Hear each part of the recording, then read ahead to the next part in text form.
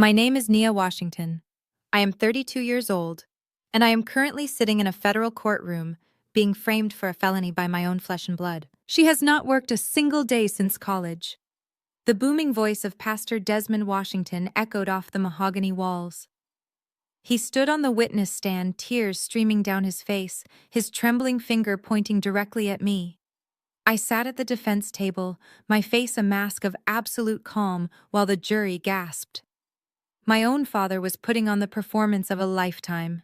He gripped the edges of the wooden stand, looking at the judge with the eyes of a broken man. Your Honor, my daughter is a parasite. She is empty, lazy, and when my beautiful wife lay dying in hospice, Nia was busy draining $3 million from her trust fund to fuel her lavish lifestyle. My father thinks I am an unemployed loser who cannot afford a decent lawyer. What he does not know is that I am the director of cyber intelligence for the Pentagon, and I hold a top-secret security clearance. Before I tell you how I dismantled his entire life in front of a federal judge, let me know where you are watching from in the comments below. If you have ever had your own family try to bury you alive just to save themselves, hit the like button and subscribe. You are going to want to hear what happens when the United States government gets involved in family drama. The courtroom was suffocatingly quiet after his outburst. The jury, a diverse group of Atlanta locals, leaned forward in their seats. They were already captivated by him. Everyone in Atlanta knew Pastor Desmond Washington. He was a pillar of the community, the man who organized food drives and led the largest congregation in Buckhead. He wore a sharp charcoal suit, his silver hair perfectly groomed, projecting the exact image of a respectable grieving widower. But I knew the truth. I knew about the gambling debts and the empty church coffers. The plaintiff attorney, a slick lawyer named Harrison, approached the stand. He spoke in a gentle, coaxing tone. Pastor Washington, please tell the jury about your family background. We want to understand the environment Nia was raised in. My father wiped his eyes with a pristine white handkerchief. We gave her everything. He began, his voice shaking with manufactured grief. My late wife Evelyn and I worked our entire lives to build a legacy for our girls. We lived in a beautiful home in the suburbs. We paid for private schools, piano lessons, and European summer camps. We tried to instill the values of hard work and faith in our children. Her older sister Dominique took those lessons to heart. But Nia, he paused, letting out a heavy sigh. Nia was always different. I watched the jurors taking notes. Two middle-aged women in the front row were looking at me with pure disgust. I did not break eye contact with my father. I kept my hands folded neatly on the table, feeling the cold metal of my encrypted government phone in my pocket.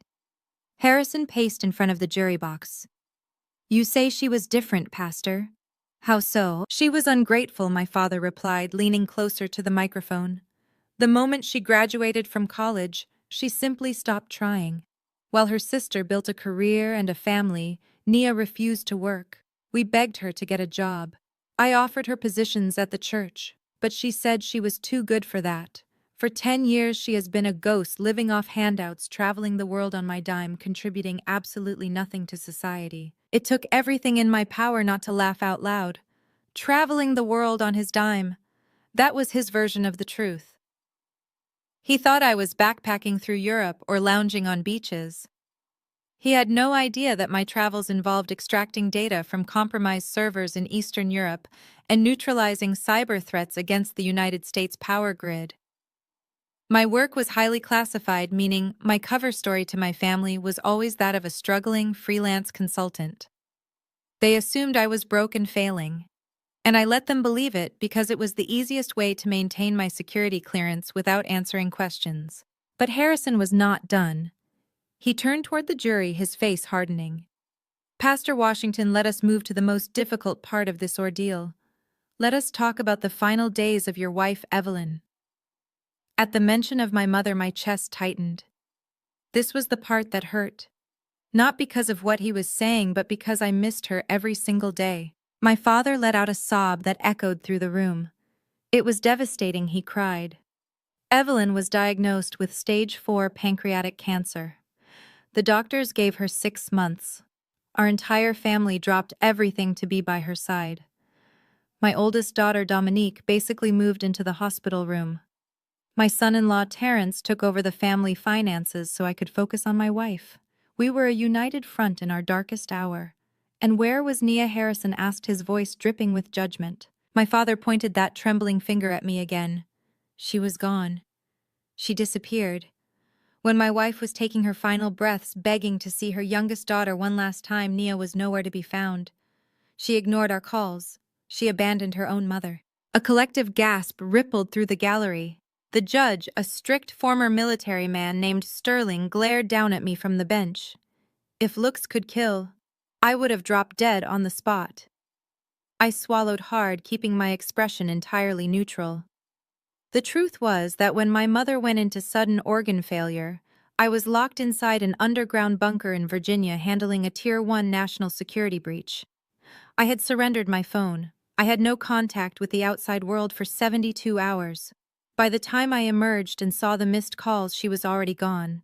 It was the greatest regret of my life, but I could not explain it to them. I could not explain it to anyone. Harrison walked back to his table and picked up a thick stack of financial documents. He slammed them down on the podium. And it was during this agonizing time while you were burying your wife that you discovered the ultimate betrayal. Is that correct? Yes, my father choked out, burying his face in his hands.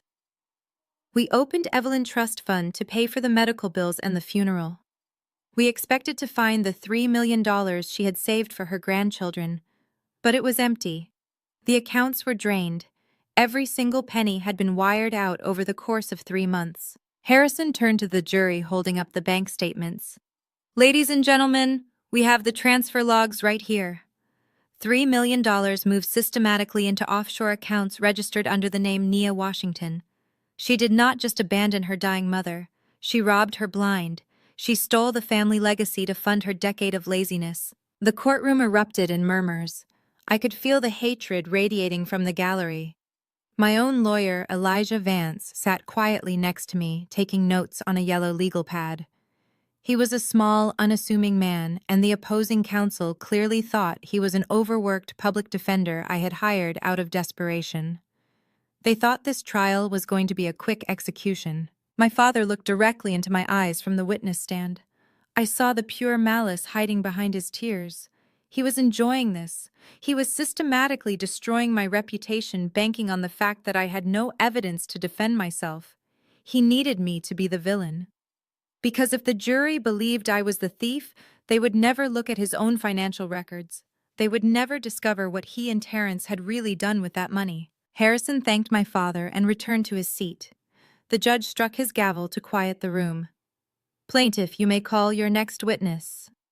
Harrison stood up, buttoning his suit jacket with a triumphant smirk. Your Honor, the plaintiff calls Mr. Terrence Brooks to the stand. I watched my brother-in-law strut down the aisle. Terrence was 38, wearing a tailored suit that cost more than his car, exuding the arrogance of a man who thought he had outsmarted everyone in the room. He walked past my table, slowing down just enough to look me up and down. He leaned in slightly, and though the microphone could not pick it up, his voice was crystal clear to me. I did not flinch. I did not react. I just watched him climb the steps to the witness box, completely unaware that he was walking straight into a federal trap. Terrence settled into the heavy wooden chair of the witness stand. He adjusted his silk tie, shot a confident smile at the jury box, and waited for Harrison to begin. Terrence always knew how to play a room. He had built his entire career on charm and empty promises, convincing hardworking people to invest in his sketchy housing developments. To the jury, he looked like the epitome of black excellence. A strong, successful family man stepping up in a time of crisis. I knew he was a fraud who was currently underwater on 3 different commercial loans. Please state your name and occupation for the record, Harrison instructed, pacing slowly in front of the stand. My name is Terrence Brooks. I am the founder and CEO of Brooks Premier Real Estate, a luxury development firm here in Atlanta. Terrence spoke with a smooth, practiced cadence. His voice was deep and reassuring. Mr. Brooks, Can you explain your role within the Washington family during Evelyn Washington's final months? Terrence sighed, his expression shifting from confident CEO to burdened son-in-law. It was a dark time for all of us. When my mother-in-law was diagnosed, the whole family was paralyzed. Pastor Desmond was completely devastated. He could barely get out of bed, let alone manage the household. My wife Dominique stepped up to handle all the medical care. She was at the hospital day and night, so I took it upon myself to handle the family finances. Somebody had to keep the lights on and make sure the medical bills were paid. And during this difficult period, did you have any contact with the defendant? Nia Washington? Harrison pointed a pen in my direction. Terrence looked at me, shaking his head with a look of profound disappointment. None. We tried. We called her daily.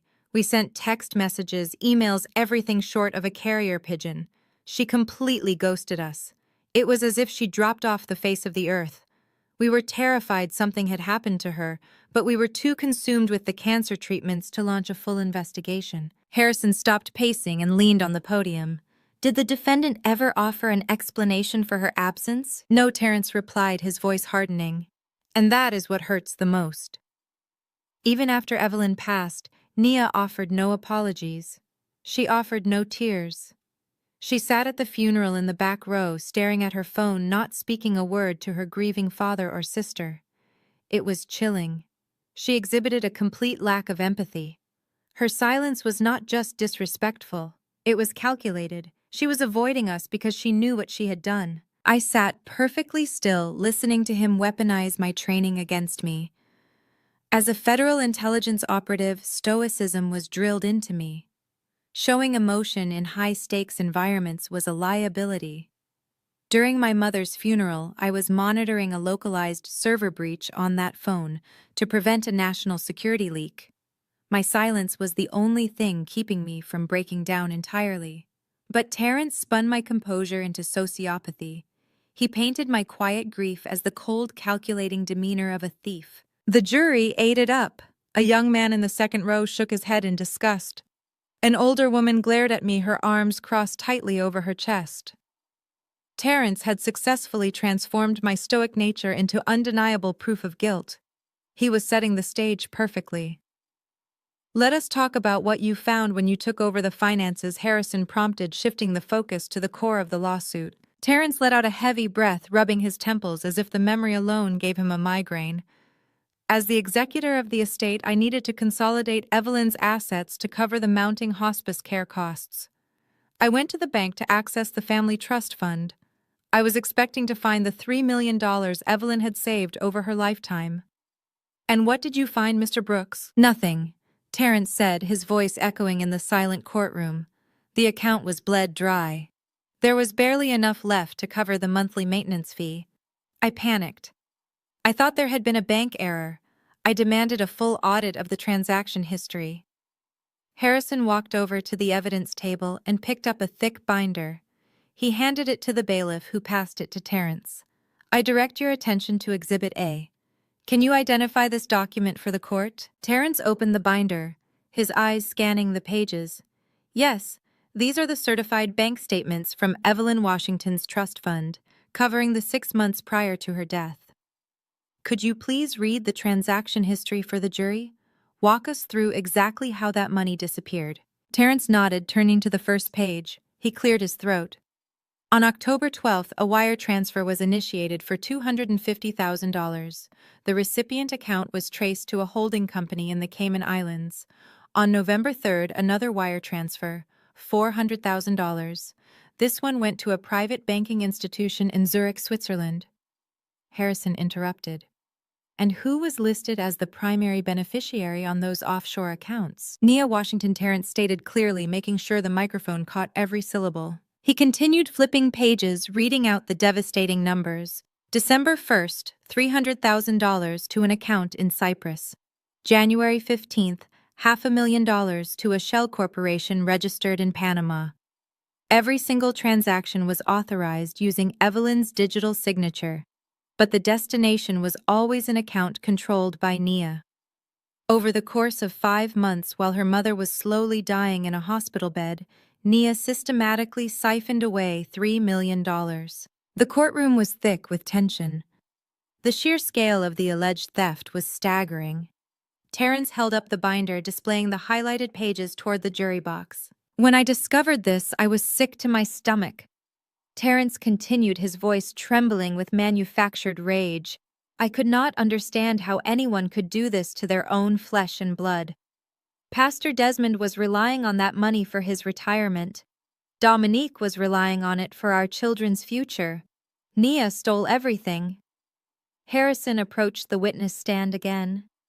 Mr. Brooks, when you discovered these offshore accounts, what did you do? We hired a private investigator, Terrence answered without missing a beat. We needed to know where the money was going.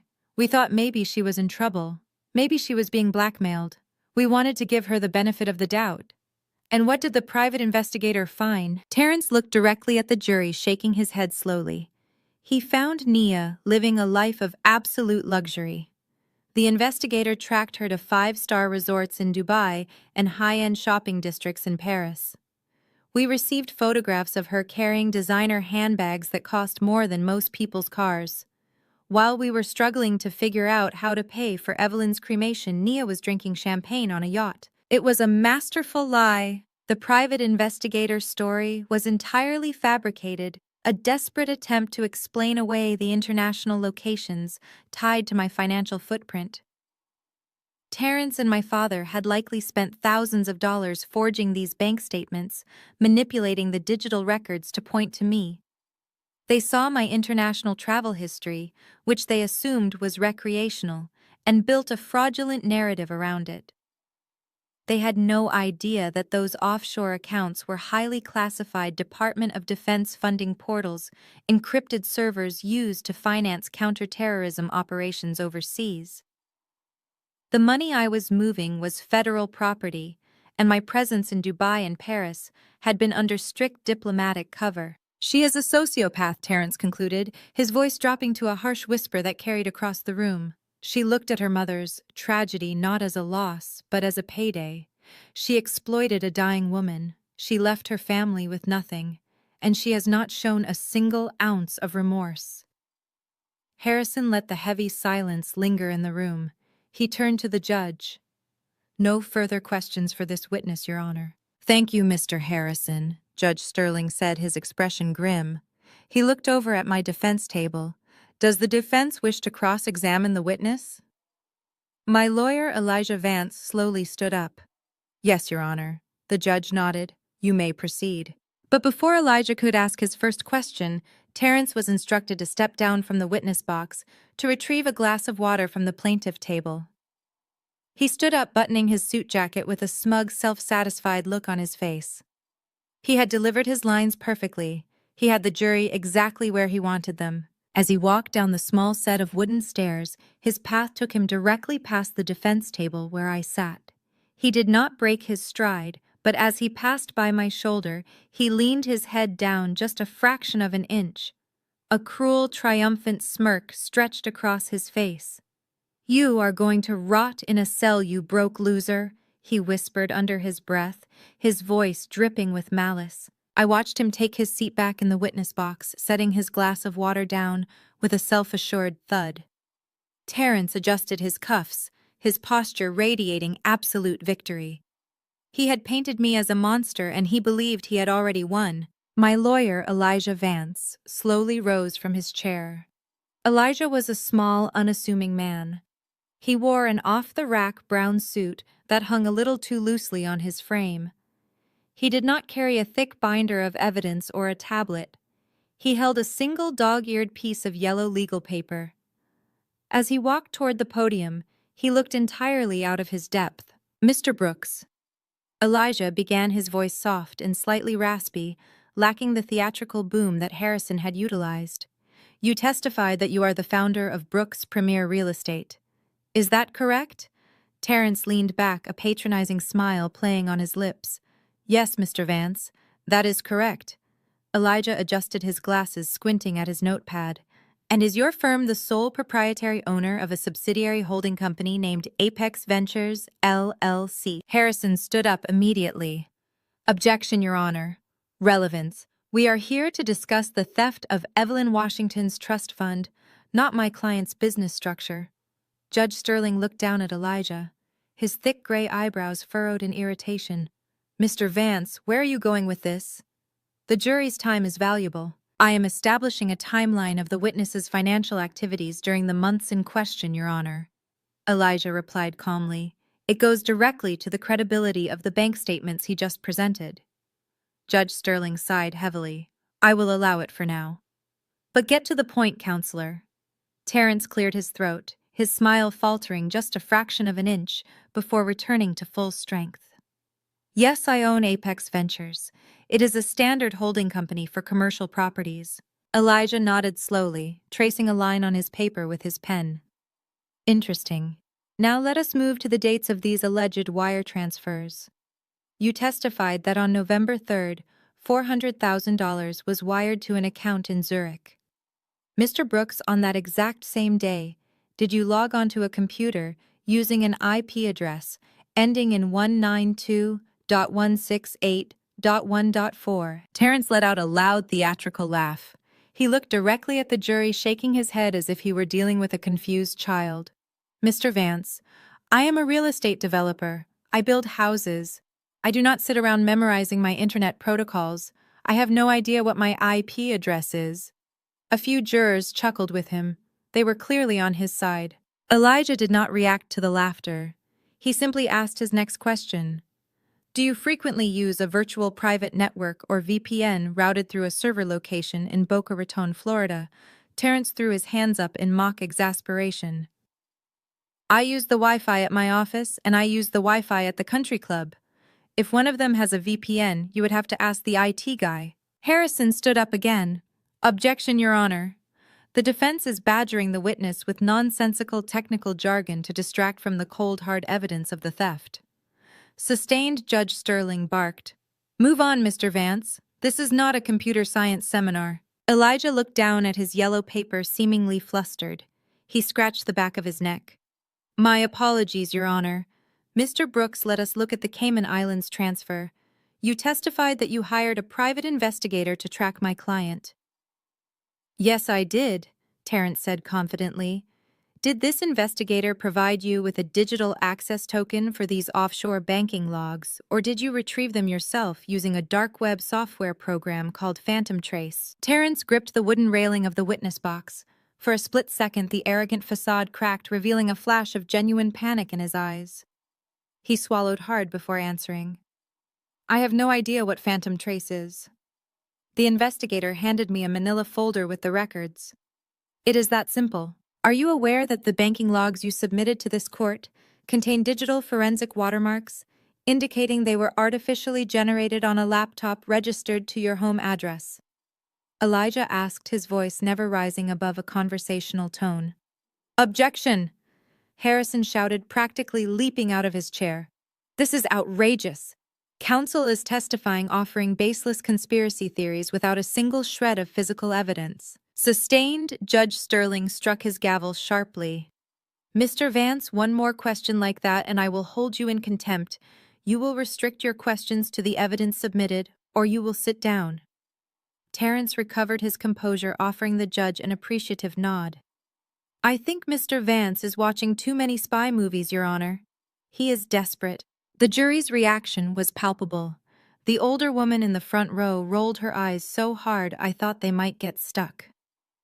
A younger juror crossed his arms, glaring at Elijah. To them, my lawyer looked completely incompetent. He was throwing wild, invisible punches at a respected businessman.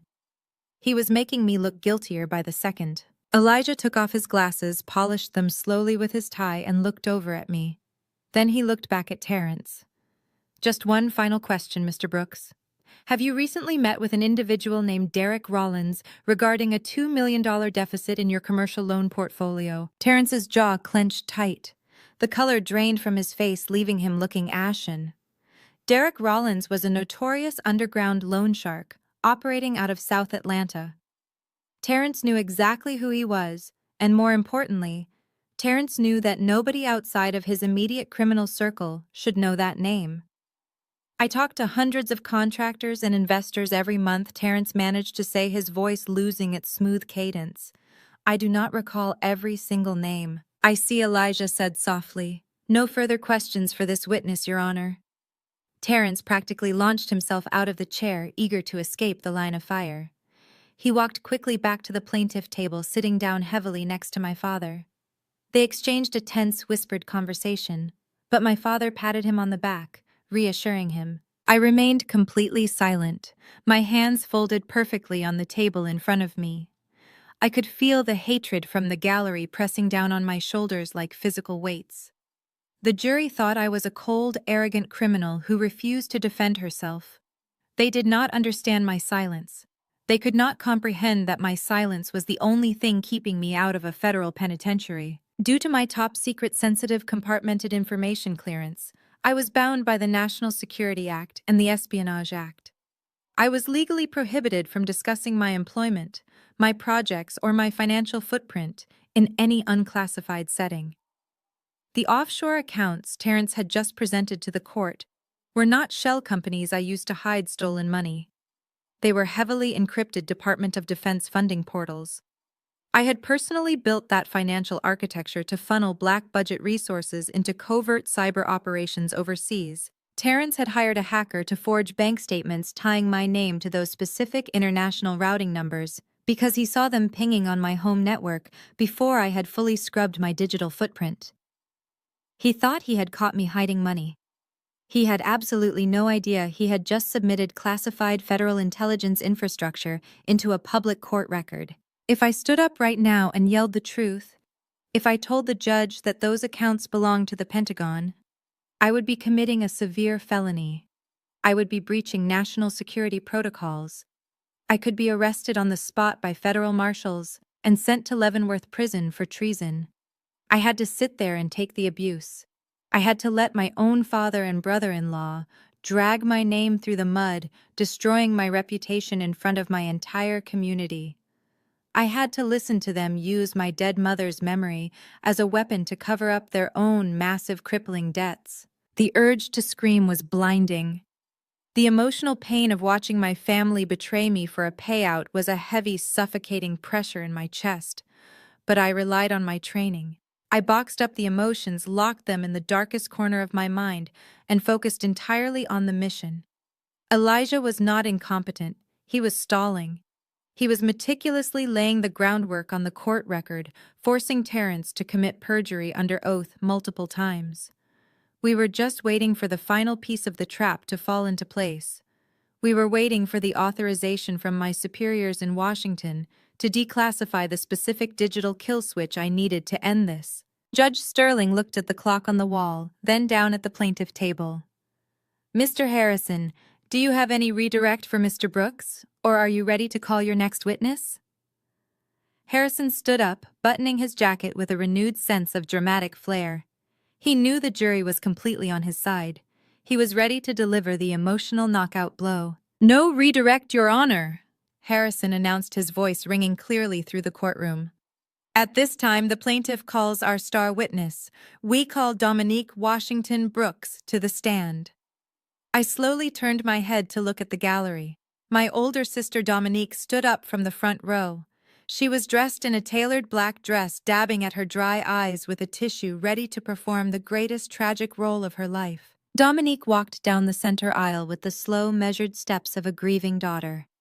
Her tailored black designer suit fit flawlessly, conveying both immense wealth and appropriate mourning. She swore to tell the whole truth with a wavering voice, her hand trembling just enough on the Bible to elicit sympathetic glances from the jury box. She sat down, smoothed her skirt, and looked at Harrison with wide, tear-filled eyes. Please state your name for the court, Harrison said softly, treating her like fragile glass.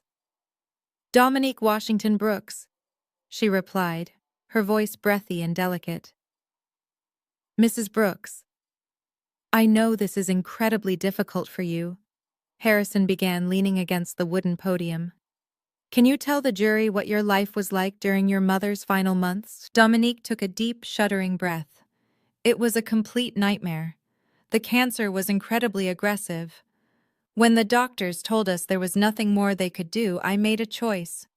I walked away from my lucrative position at a luxury public relations firm. I put my marriage to Terrence on the back burner. I moved back into my parents' house so my mother would never have to spend a single night alone. I was the one changing her IV bags. I was the one wiping her forehead when the fever spiked to dangerous levels in the middle of the night. I slept on a hard, uncomfortable cot next to her hospice bed for 4 straight months. I watched the strongest woman I knew waste away to nothing, and I bore the absolute weight of that trauma so the rest of the family could function. And where was your sister Nia during this grueling 4-month period? Dominique turned her head slowly to look at me. Her expression was a masterclass in profound disappointment. She was gone. She packed her bags right after the terminal diagnosis and simply vanished. She said she could not handle the emotional stress of watching our mother decline. She said she needed to protect her own peace. I sat perfectly still, my face entirely blank, my hands resting lightly on the defense table. Protect my peace. That was an incredibly creative way to describe being urgently airlifted by military helicopter to an underground command bunker hidden deep inside Cheyenne Mountain.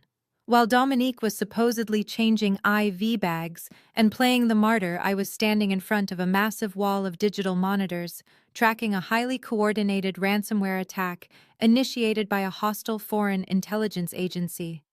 The malicious code was specifically designed to cripple the power grid across the entire eastern seaboard. Hospitals, emergency response networks, and financial institutions were mere seconds away from going completely dark. My team of government analysts and I had exactly 72 hours to write a complex countermeasure and deploy it before millions of innocent Americans lost power in the dead of winter. I was drinking stale coffee, sleeping under a metal desk for 20-minute intervals, and fighting a silent, invisible war while 4-star generals paced nervously behind my chair. Under strict federal security protocols, I was stripped of all personal communication devices. I could not call home. I could not send a text message. I could not tell them where I was or what I was doing to save lives. But to the jury, Dominique's narrative was the absolute and unquestionable truth. I was the selfish, heartless brat who ran away from a dying woman to go on a luxury vacation. Harrison stepped closer to the witness box, his face a picture of grim sympathy. Did you try to reach her when the end was near? We tried absolutely everything. Dominique sobbed, a single perfect tear escaping her eye and rolling gracefully down her cheek. The doctors told us she had less than 24 hours left. My mother was drifting in and out of consciousness. In her few lucid moments, she kept asking for Nia. She just wanted to hold her youngest daughter's hand one last time before she passed. I called Nia dozens of times. I left frantic voicemails begging her to come back to Atlanta. But she ignored all of them. My mother died looking at the bedroom doorway, waiting for a daughter who never came. The courtroom was dead silent, save for the muffled sniffles of a female juror in the front row, who was actively dabbing her eyes with a tissue. Dominique had them completely wrapped around her manicured finger. She had successfully positioned herself as the hero, the ultimate martyr who sacrificed her own happiness for family duty. I was the monster in the room. Harrison let the heavy silence stretch for a long moment, maximizing the emotional impact of her testimony. "Mrs. Brooks," he finally said, his voice dropping an octave to convey utmost seriousness. "We have established that the defendant abandoned the family in their darkest hour, and we have seen the financial records showing she drained $3 million from the family trust fund. The question the jury is really struggling with is why.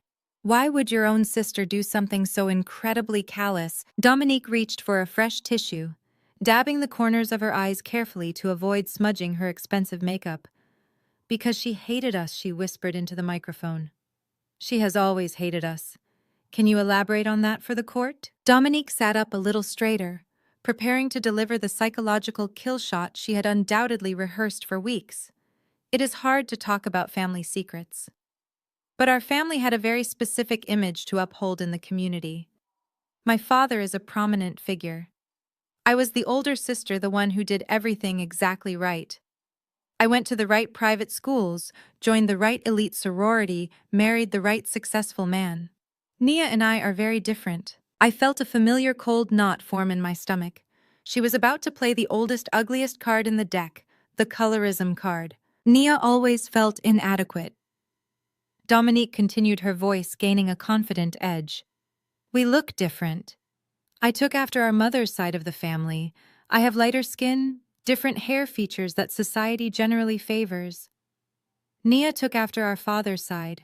She is much darker. Growing up, the church community, the private school parents, they always fawned over me. They constantly called me the beautiful one. Nia internalized that attention. She became bitterly resentful. She convinced herself that our parents loved me more simply because of how I looked. She thought she was the dark-skinned disappointment of the Washington family. It was a stunningly calculated twist of reality. Dominique was openly admitting the systemic colorism that plagued our elite social circles, but she was expertly twisting it to make herself the innocent victim of my supposed jealousy. The actual truth was far more insidious. Our father was the one who actively perpetuated the favoritism. He was the one who paraded Dominique in front of the congregation every Sunday, calling her his perfect angel, while keeping me firmly in the background. He constantly criticized my natural hair, my darker skin tone, and my complete lack of interest in high society pageantry. During family portraits, I was always positioned in the back. I was never jealous of Dominique. I pitied her. She was a hollow shell of a person entirely dependent on external validation, designer labels, and my father's conditional love. She had no real identity of her own. But in this courtroom, under the bright fluorescent lights, she was weaponizing the trauma of my childhood to establish an ironclad motive for federal fraud. She deeply resented the fact that my parents relied on me. Dominique told the jury, looking directly at them with wide, earnest eyes. She hated that I was the one managing the household when Mom got sick. She felt completely powerless and overshadowed. So she decided to take the one thing that mattered most to my father: the family legacy. That trust fund was not just money. It was everything my parents had worked decades to build. Nia stole it to punish us for a lifetime of perceived slights. She wanted to leave us with absolutely nothing. She drained those accounts out of pure venomous spite. Harrison nodded slowly, letting the heavy, damaging accusations settle over the room. The jurors were nodding along with her. The narrative made perfect, terrifying sense to them. The bitter, jealous younger sister seeking ultimate revenge on the beautiful, perfect older sister. It was a story as old as time. Harrison walked back to the plaintiff table and picked up a single crisp sheet of paper enclosed in a clear plastic protective sleeve. He held it up high for the judge to see. "Your Honor," Harrison announced, his voice echoing in the quiet room. In light of the defendant's horrific behavior during her mother's final days, Evelyn Washington realized she had made a terrible mistake. She realized the true toxic nature of her youngest daughter, and she took immediate legal action to correct it before it was too late. Harrison approached the witness stand and handed the document to Dominique. "Mrs. Brooks, can you please identify this document for the court?" Dominique looked down at the paper. Her hands shook slightly, a brilliant, subtle continuation of her award-winning performance. She took a deep breath, looking up at the judge with an expression of profound sadness. Judge Sterling leaned forward, his eyes narrowing at the mention of a new will. The entire courtroom held its breath, waiting for the final nail to be driven into my coffin. I watched Dominique clutch the paper to her chest as if it were a sacred artifact. "Yes," she said softly. "This is a document we found hidden in my mother's personal safe shortly after she passed away. It is her newly discovered updated will." Turned his attention directly to the judge. His posture shifted from the sympathetic advocate to a hardened prosecutor. "Your Honor." Harrison began, his voice ringing with cold authority. "The document Mrs. Brooks just identified is not merely a piece of paper. It is the final, desperate cry of a dying woman trying to protect her family from a predator. And that predator is sitting right here in this courtroom." Harrison paced slowly toward the jury box. He held the plastic sleeve containing the forged will up to the light so every juror could clearly see the signature. This will explicitly disinherits Nia Washington. It leaves the entirety of the $2 million physical estate, the family home, the vehicles, the heirlooms solely to Dominique and Terrence Brooks. It also explicitly leaves the $3 million trust fund to them. Evelyn Washington knew her youngest daughter was entirely capable of financial violence. She tried to legally build a wall to keep Nia out. But she was too late. Nia did not wait for the will to be read. She bypassed the legal system entirely and simply took the money while her mother was fighting for her last breath. This was the escalating conflict. They were not just trying to take the remaining assets. They were trying to completely erase my existence from the family legacy. By submitting this forged document, Terrence and my father were creating an impenetrable legal firewall. If they could convince the court that I was disinherited prior to the theft, it made my supposed actions look even more malicious. It transformed me from a greedy heir stealing her advance inheritance into a complete outsider robbing a grieving family. Harrison continued his relentless assault on my character. We are not just dealing with a family dispute over a misplaced inheritance today. We are dealing with a calculated, cold-blooded heist. The defendant used her intimate knowledge of the family finances, her mother's digital passwords, and a network of untraceable offshore accounts to commit grand larceny. She did this while refusing to answer phone calls from her own dying mother. The sheer level of depravity required to execute a scheme like this is difficult for any decent person to comprehend. I looked at the jury. The younger man in the second row was shaking his head, his face flushed with righteous anger. The older woman was gripping the armrest of her chair so tightly her knuckles were white. Harrison had played them perfectly. He had woven a narrative of such intense emotional cruelty that no logical defense could pierce it. He had used my own stoicism, my required federal silence, as the ultimate proof of my sociopathy. My father, Pastor Desmond, let out another perfectly timed sob from the plaintiff table. Dominique reached over and rubbed his back, playing the role of the devoted, exhausted caretaker to absolute perfection. They were a flawless picture of victimization, and I was the dark, silent storm cloud that had ruined their lives. But Harrison was not finished. He walked back to the podium and picked up a thick, heavy legal binder. He did not look at the jury this time. He looked directly up at Judge Sterling. "Your Honor," Harrison said, his voice dropping to a serious, almost dangerous register. "We came into this courtroom seeking a civil judgment. We came here to recover the $3 million that was stolen from the Evelyn Washington Trust and to formally execute this updated will to protect the remaining $2 million estate. But as we have laid out the evidence over the past 2 days, it has become abundantly clear that civil remedies are entirely insufficient for the magnitude of these offenses." Judge Sterling leaned forward, his steely gaze fixed on Harrison. "What exactly are you proposing, Counselor?" Harrison placed his hands flat on the podium, leaning into the microphone. "We are formally requesting that this court not only rule in favor of the plaintiff regarding the civil asset forfeiture, but that you immediately refer this case to the United States Attorney Office for criminal prosecution." A collective gasp ripped through the gallery behind me. Even the court reporter paused her typing for a fraction of a second. A criminal referral from a federal judge was not a mere suggestion. It was a fast track to a grand jury indictment. Harrison raised his voice over the rapidly growing murmurs of the crowd. "The evidence presented today clearly demonstrates that the defendant engaged in systematic federal wire fraud. She initiated unauthorized electronic transfers across international borders to conceal stolen funds. Furthermore, because these funds were stolen from an incapacitated senior citizen who was in hospice care, this constitutes severe elder abuse under federal statutes. We are asking you to bind Nia Washington over to federal custody pending a criminal investigation." The words hung in the air, heavy and suffocating. Wire fraud, elder abuse, federal custody. My lawyer, Elijah Vance, finally stood up. "Objection, Your Honor. This is a civil trial.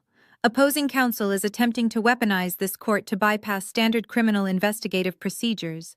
They are grandstanding for the jury and attempting to intimidate my client." Judge Sterling slammed his gavel down with terrifying force. "Overruled, Mr. Vance.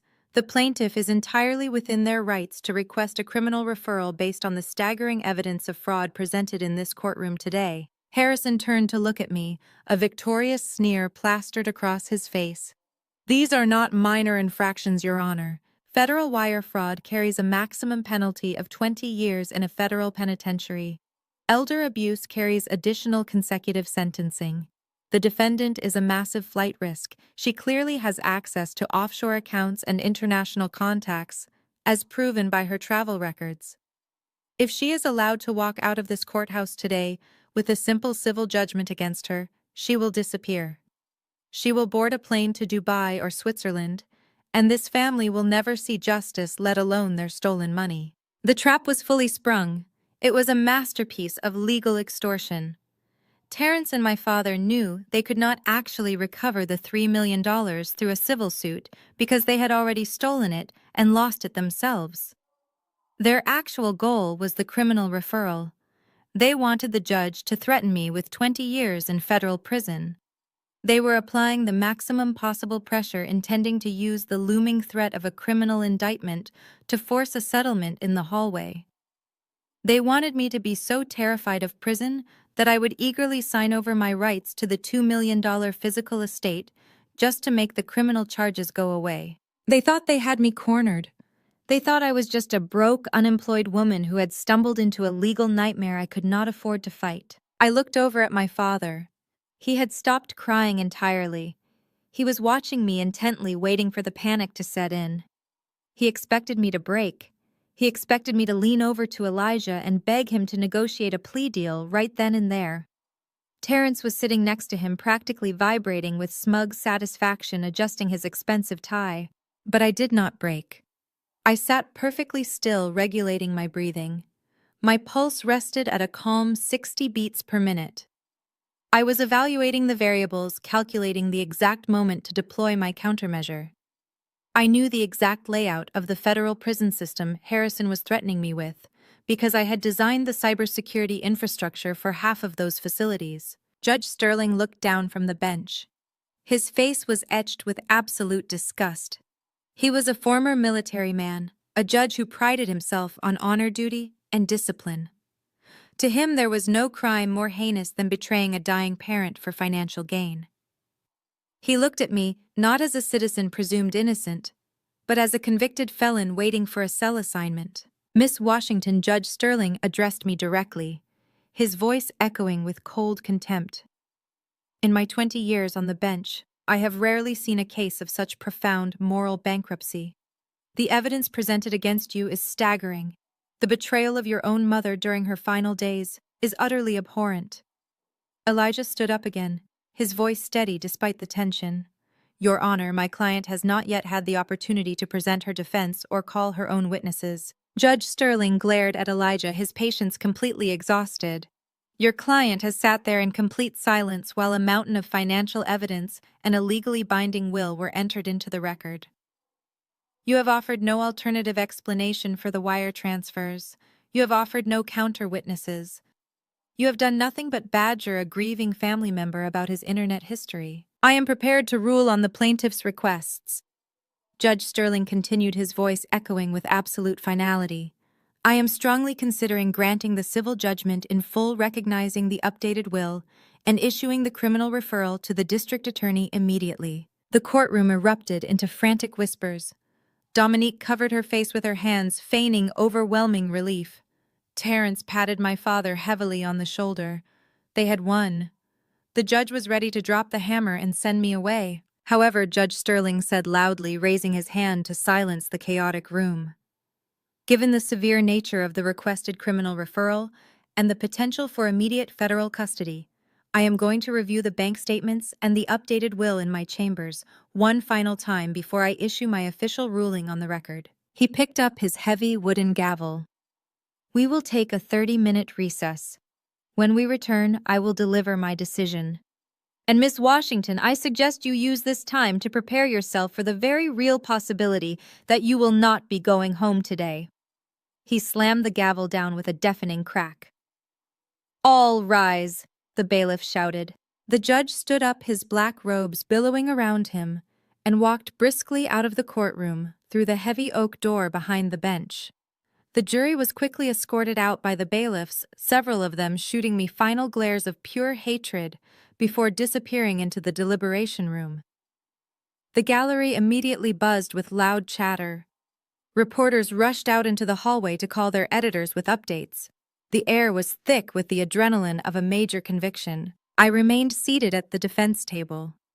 Elijah Vance calmly gathered his notes, placed them in his battered leather briefcase, and looked at me. "It is time," he said quietly. I nodded once.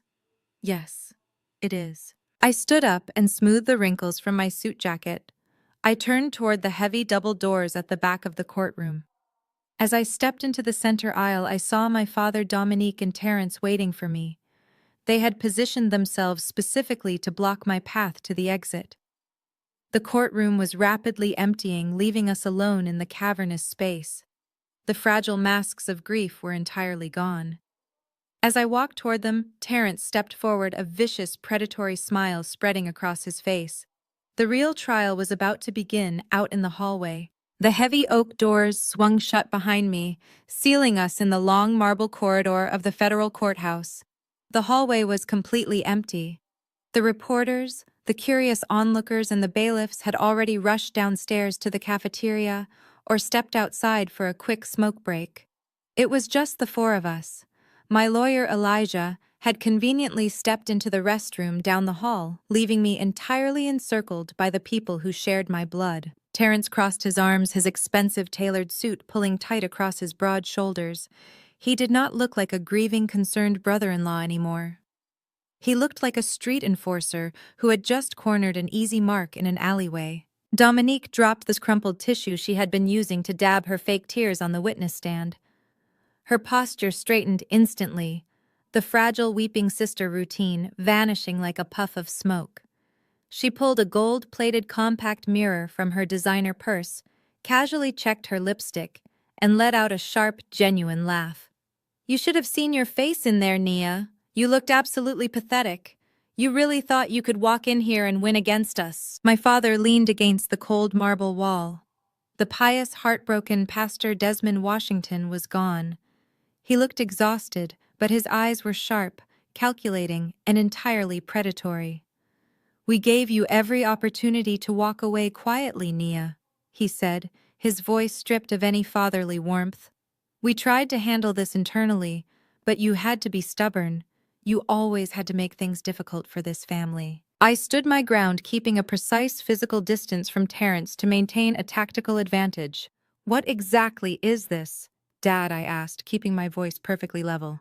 "An ambush." "It is an intervention," Terrence scoffed, stepping closer so I could smell the overpowering scent of his expensive cologne. "An intervention to save your miserable life. Because right now you are staring down the barrel of a 20-year federal prison sentence. Judge Sterling hates your guts. He is going to lock you up, throw away the key, and you will be a convicted felon before dinner time." I tilted my head slightly, observing them with clinical detachment. "You and I both know I did not steal that money. You forged that updated will. You forged those bank statements. You just committed massive perjury in front of a federal judge." Terrence laughed, a harsh, grating sound that echoed loudly down the empty corridor. "So what if I did? Who is going to believe you? You heard Harrison in there. You heard the jury gasping. You are the lazy, unemployed disappointment who abandoned her dying mother to go on vacation. I am the successful CEO who stepped up to save the family from ruin. Your own lawyer cannot even string 2 sentences together without getting yelled at by the judge. The narrative is set, Nia. You are the villain. You lost the moment you walked into this building." Dominique snapped her compact shut and pointed it directly at my chest. "You owe us this. You have contributed absolutely nothing to this family for 10 years. It is time you paid your dues." I looked at my sister, genuinely fascinated by the sheer depth of her delusion. "Paid my dues for what? Dominique to fund your luxury lifestyle, to pay for Terrence's fake real estate empire." Terrence's smile vanished instantly. His face darkened with a sudden violent rage. He stepped squarely into my personal space, pointing a thick, aggressive finger right at my face. Do not talk about my business, you broke loser. You have no idea how the real world works. You have no idea what it takes to keep a multi-million-dollar operation afloat in this economy. Then enlighten me, I said calmly, looking directly into his angry eyes. Tell me why you need to steal from a dead woman. Terence scoffed, glancing at my father. Pastor Desmond gave a slow, deliberate nod, signaling that it was time to put all their cards on the table. They needed to show me exactly how desperate they were to prove that they had nothing to lose and would absolutely send me to prison if I did not comply with their demands. You want the truth? Terence sneered, leaning in close enough for me to see the sweat forming on his forehead. The truth is, my commercial developments went belly up 18 months ago. The housing market shifted, the banks pulled their funding, and I was left holding the bag on 3 massive properties. I was facing total bankruptcy. I needed capital fast, so I went to a private lender to bridge the gap. A private lender, I repeated flatly. You mean Derek Rollins? The underground loan shark my lawyer just asked you about on the stand. Terrence's jaw clenched so hard a muscle popped in his cheek. Yes, Derek Rollins.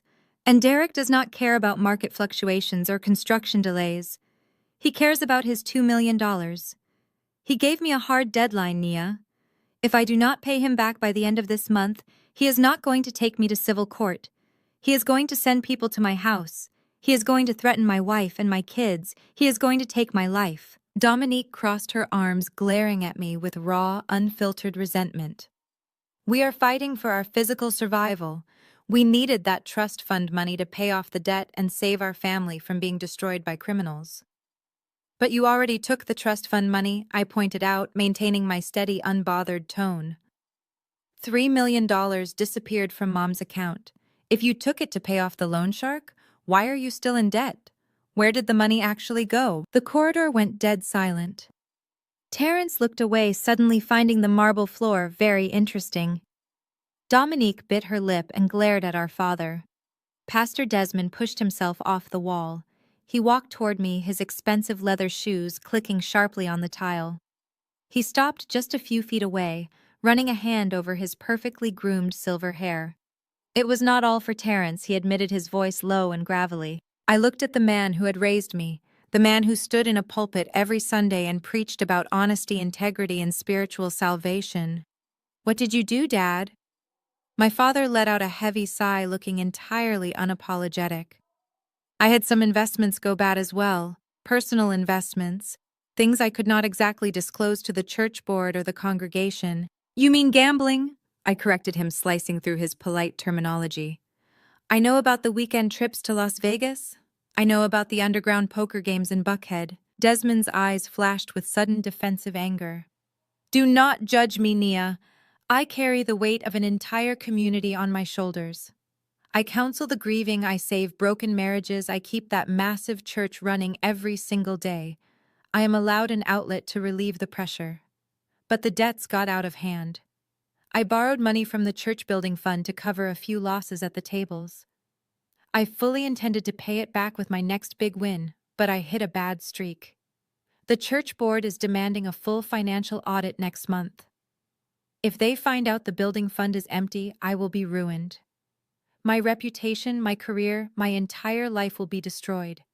I will be the one going to federal prison. So you stole from your dying wife instead, I said, my voice finally dropping to a freezing temperature. You and Terence drained Mom's trust fund together.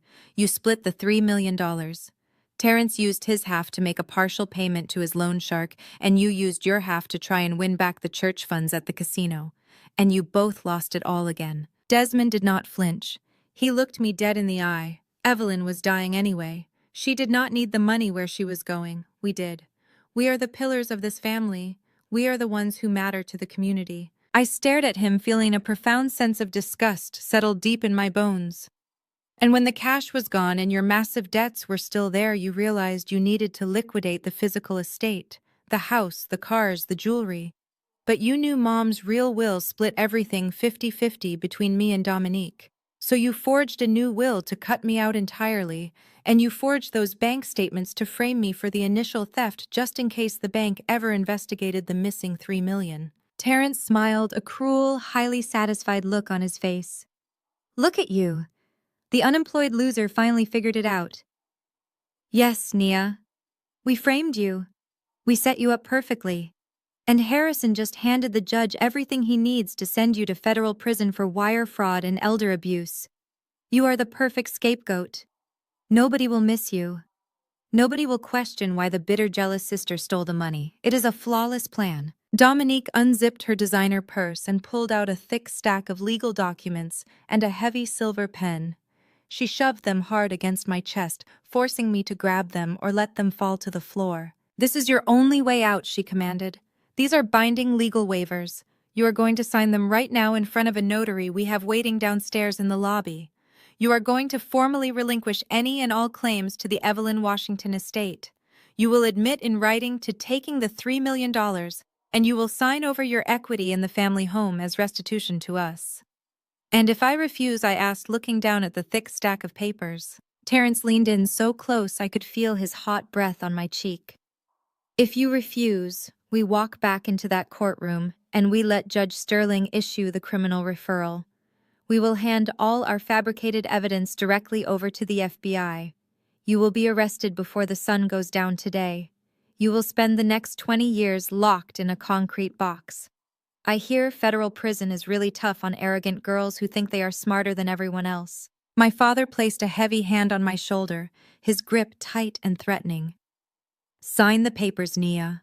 Sacrifice yourself for the greater good of this family.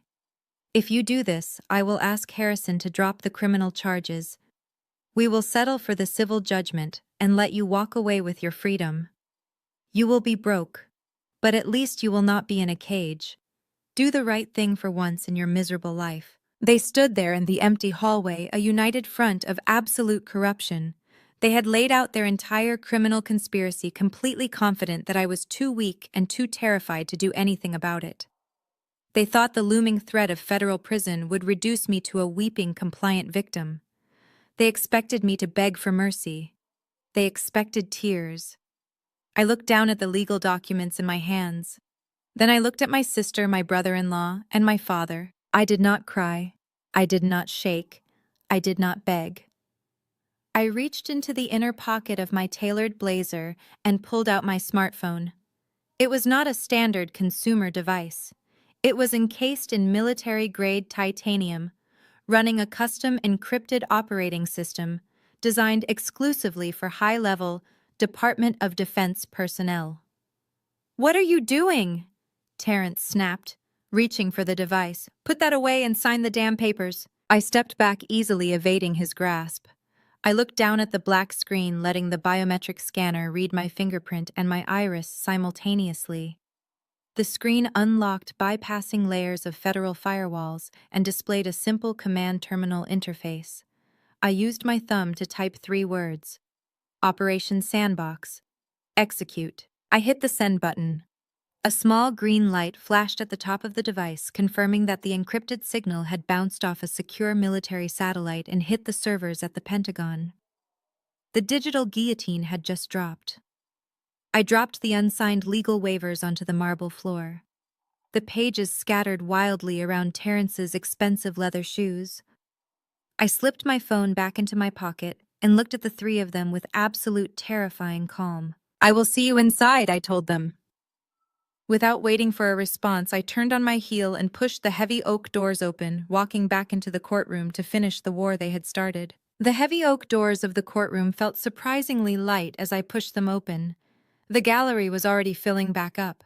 Reporters were hurrying down the aisles, taking their seats with notepads ready, eager to hear a federal judge issue a criminal referral. The air buzzed with the toxic electric energy of impending doom. I walked straight to the defense table and took my seat next to Elijah Vance. He looked at me, noting my steady breathing and perfectly straight posture. He gave a single, almost imperceptible nod. He knew the command had been sent. Seconds later, the double doors at the back of the room swung open again. My father, Dominique, and Terrence marched in.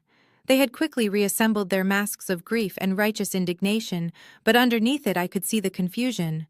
My refusal to sign their extortion papers in the hallway had completely derailed their timeline. Terrence shot me a glare filled with pure venom as he pulled out his chair at the plaintiff table. Dominique sat down, adjusting her designer skirt, refusing to look in my direction. Pastor Desmond folded his hands on the mahogany surface, staring straight ahead, projecting the image of a heartbroken patriarch. They were confident that my defiance was just a desperate bluff.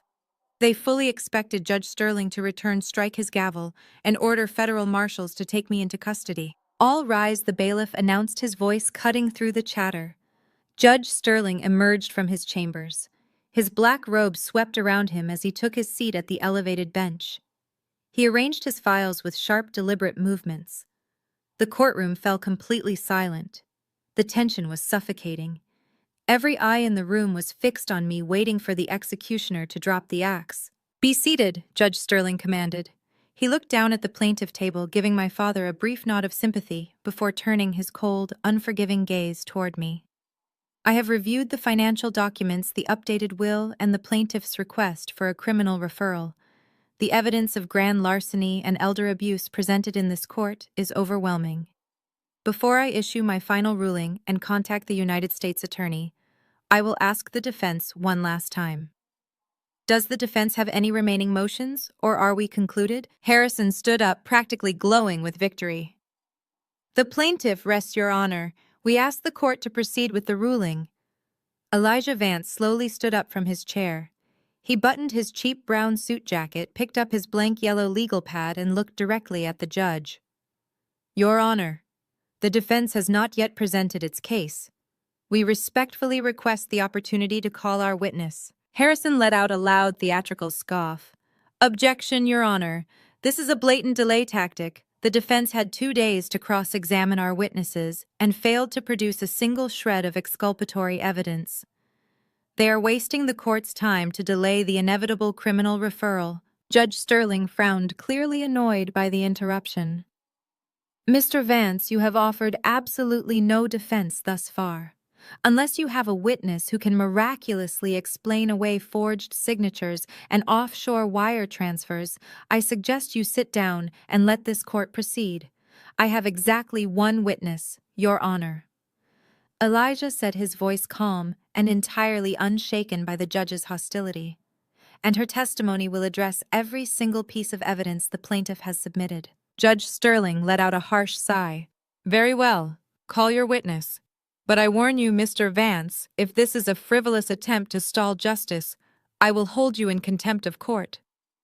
Elijah turned, slightly extending his hand toward me. "The defense calls Nia Washington to the stand." A collective gasp swept through the gallery. Even the court reporter looked up from her transcription machine in shock. In cases involving severe financial fraud and looming federal criminal charges, the absolute last thing a defense attorney does is put their client on the stand.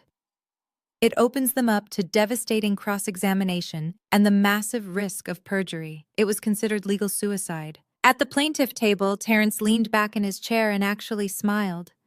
He whispered something to Dominique, who covered her mouth to hide a smirk. My father shook his head, looking at me with feigned pity. They thought I was walking directly into a slaughterhouse. They thought Harrison was going to rip me apart on the record, providing the prosecution with a taped confession. I stood up, smoothing the front of my blazer, and walked purposefully toward the witness stand. I did not look at the jury. I did not look at my family. I kept my eyes fixed firmly on the wooden railing of the box. I placed my left hand on the Bible held out by the bailiff and raised my right hand. I swore to tell the truth, the whole truth, and nothing but the truth. Then I took my seat. Elijah walked toward the podium, but before he could ask a single question, Harrison sprang out of his chair like a coiled snake. "Your Honor," Harrison shouted, pointing a finger at me.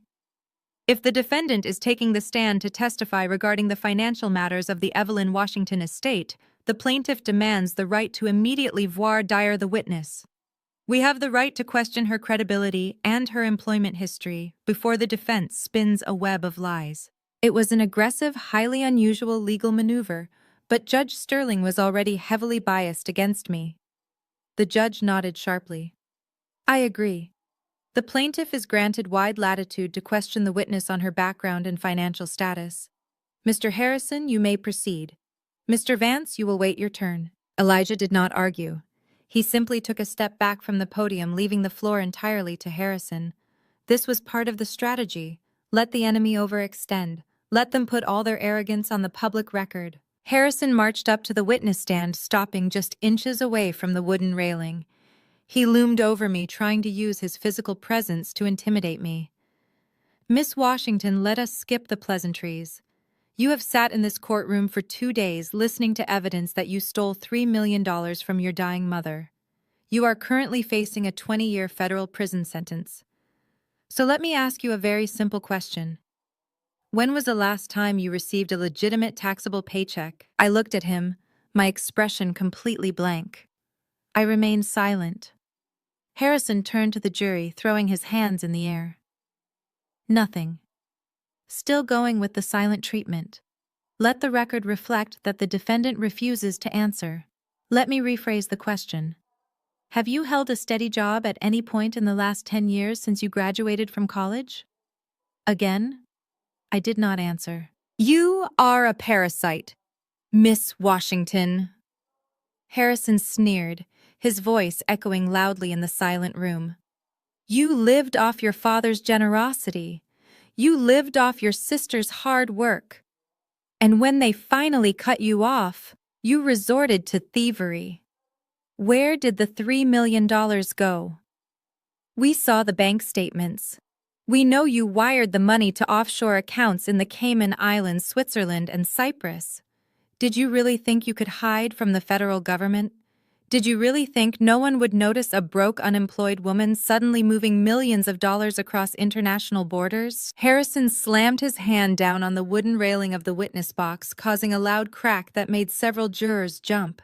Answer the question. You took the stand. You swore an oath. Where is the money you stole from Evelyn Washington? I kept my hands folded neatly in my lap. My pulse was steady. I was not looking at Harrison anymore. I was looking past him toward the heavy double doors at the back of the courtroom. I was waiting for the result of the encrypted command I had sent from the hallway. Your Honor, Harrison yelled, turning back to Judge Sterling. The witness is openly defying the court. I ask that you instruct her to answer the questions or immediately hold her in contempt and summon the federal marshals to take her into custody. Judge Sterling leaned over the bench, his face red with anger. Miss Washington, you have waived your right to silence by taking that stand. If you do not answer the plaintiff's questions regarding those offshore accounts this exact second, I will have you arrested for contempt of court, and I will sign the criminal referral immediately. This is your final warning. The courtroom held its breath. Terrence was gripping the edge of his table, practically vibrating with excitement, waiting to see handcuffs slapped on my wrists. Before the judge could strike his gavel, Elijah Vance stepped out from behind the defense table. He did not yell. He did not object. He walked with slow, deliberate purpose straight past Harrison and approached the judge's elevated bench. He reached inside his battered leather briefcase and pulled out a thick, heavy manila envelope. It was not a standard legal document. The envelope was secured with a bright red wax seal, and stamped clearly across the front in thick black ink was the official, unmistakable crest of the United States Department of Defense. Elijah placed the heavy envelope gently on the wooden surface directly in front of Judge Sterling. Your Honor, Elijah said, his voice cutting through the heavy tension of the room like a scalpel.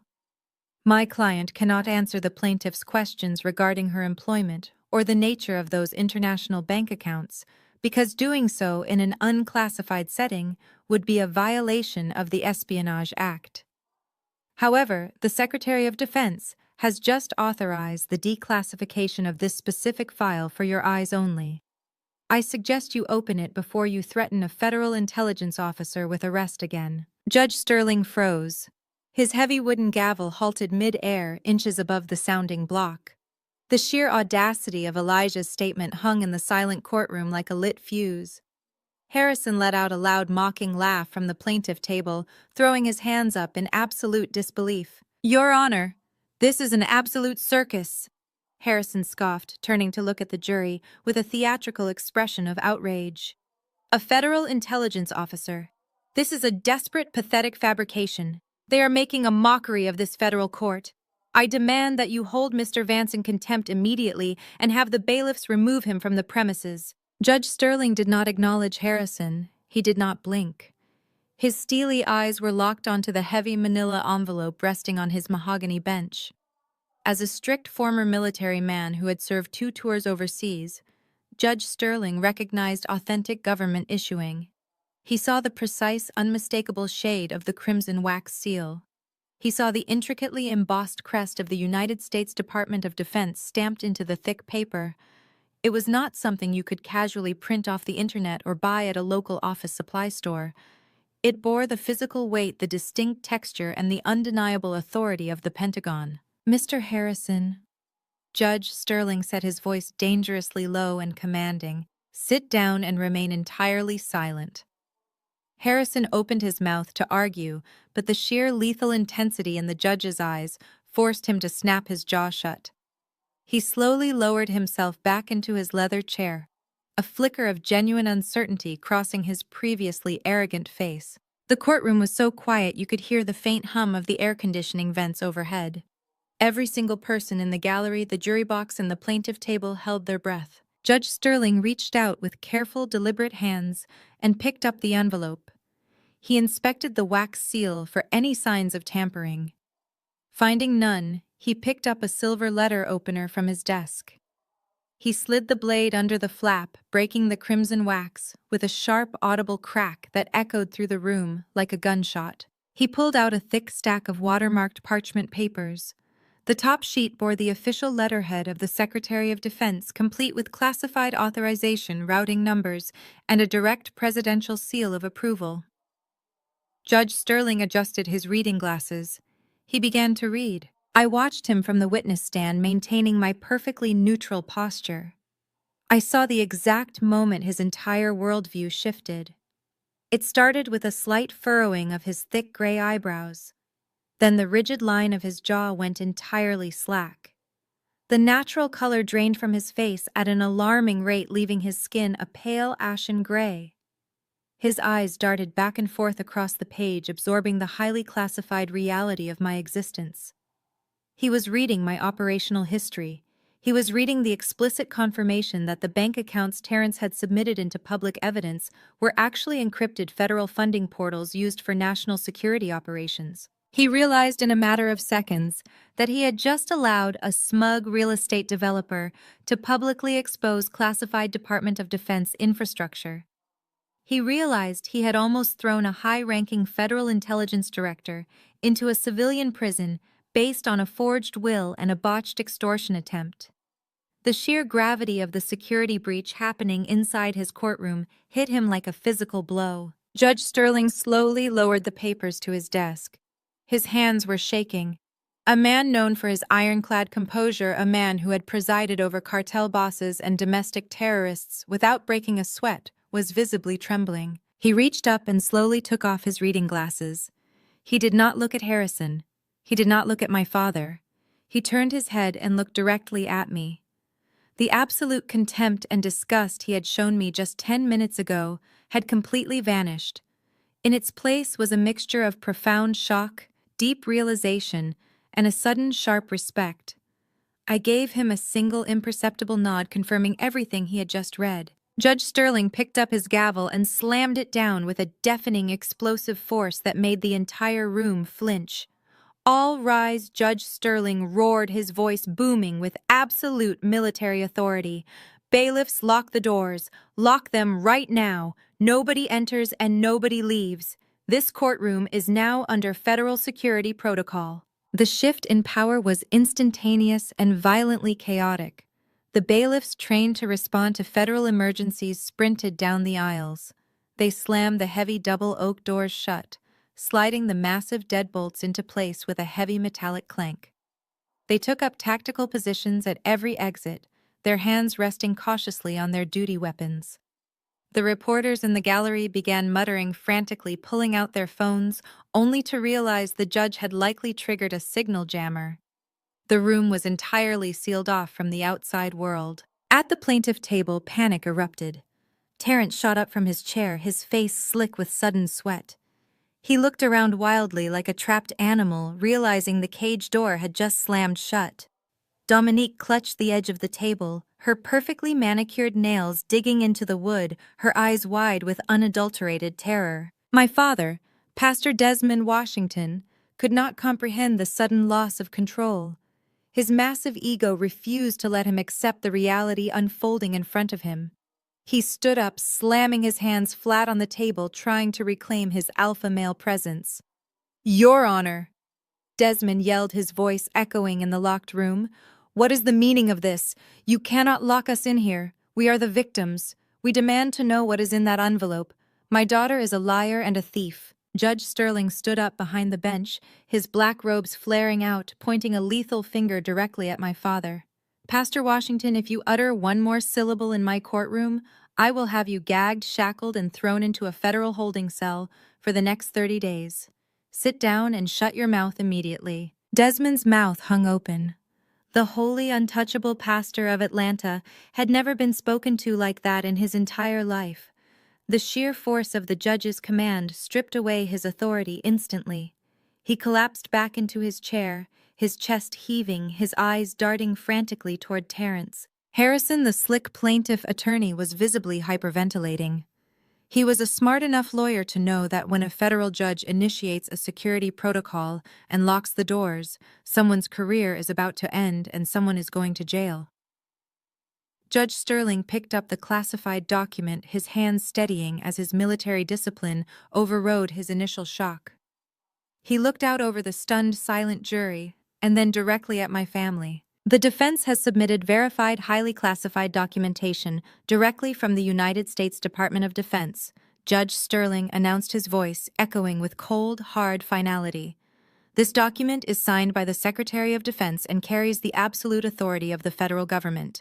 It completely invalidates the plaintiff's entire case." Judge Sterling turned to the official court reporter who was staring at him with wide eyes. "Let the record reflect the true identity of the witness currently on the stand." He cleared his throat and read aloud. "The witness is Nia Washington. Her official title is Director of Cyber Intelligence for the United States Department of Defense stationed at the Pentagon. She holds a top-secret, sensitive, compartmented information clearance." A collective gasp swept through the jury box. The older woman in the front row, who had been glaring at me with such intense hatred, literally dropped her notepad onto the floor. The young man beside her sat with his mouth completely open. The unemployed, lazy, sociopathic daughter they had spent 2 days despising was suddenly revealed to be one of the highest-ranking intelligence officials in the country. I looked down at my family. It was the most beautiful, satisfying sight I had ever witnessed. Dominique's jaw was practically on the floor, her flawless makeup doing nothing to hide her absolute devastation. Desmond looked like he was about to suffer a massive cardiac event, clutching his chest, staring at me as if I were a ghost. But Terrence was the one breaking down the hardest. His arrogant swagger was entirely gone. He was shaking uncontrollably. He had hired a cheap hacker to forge banking documents, thinking he was framing a defenseless civilian. He had proudly presented those documents in a federal court, completely unaware of the massive, catastrophic mistake he had made. I leaned forward, pulling the microphone closer to my mouth. The screech of the audio feedback made Terrence flinch. I did not raise my voice. I did not need to. I spoke with the icy, calculated precision of a woman who had just executed a flawless tactical strike.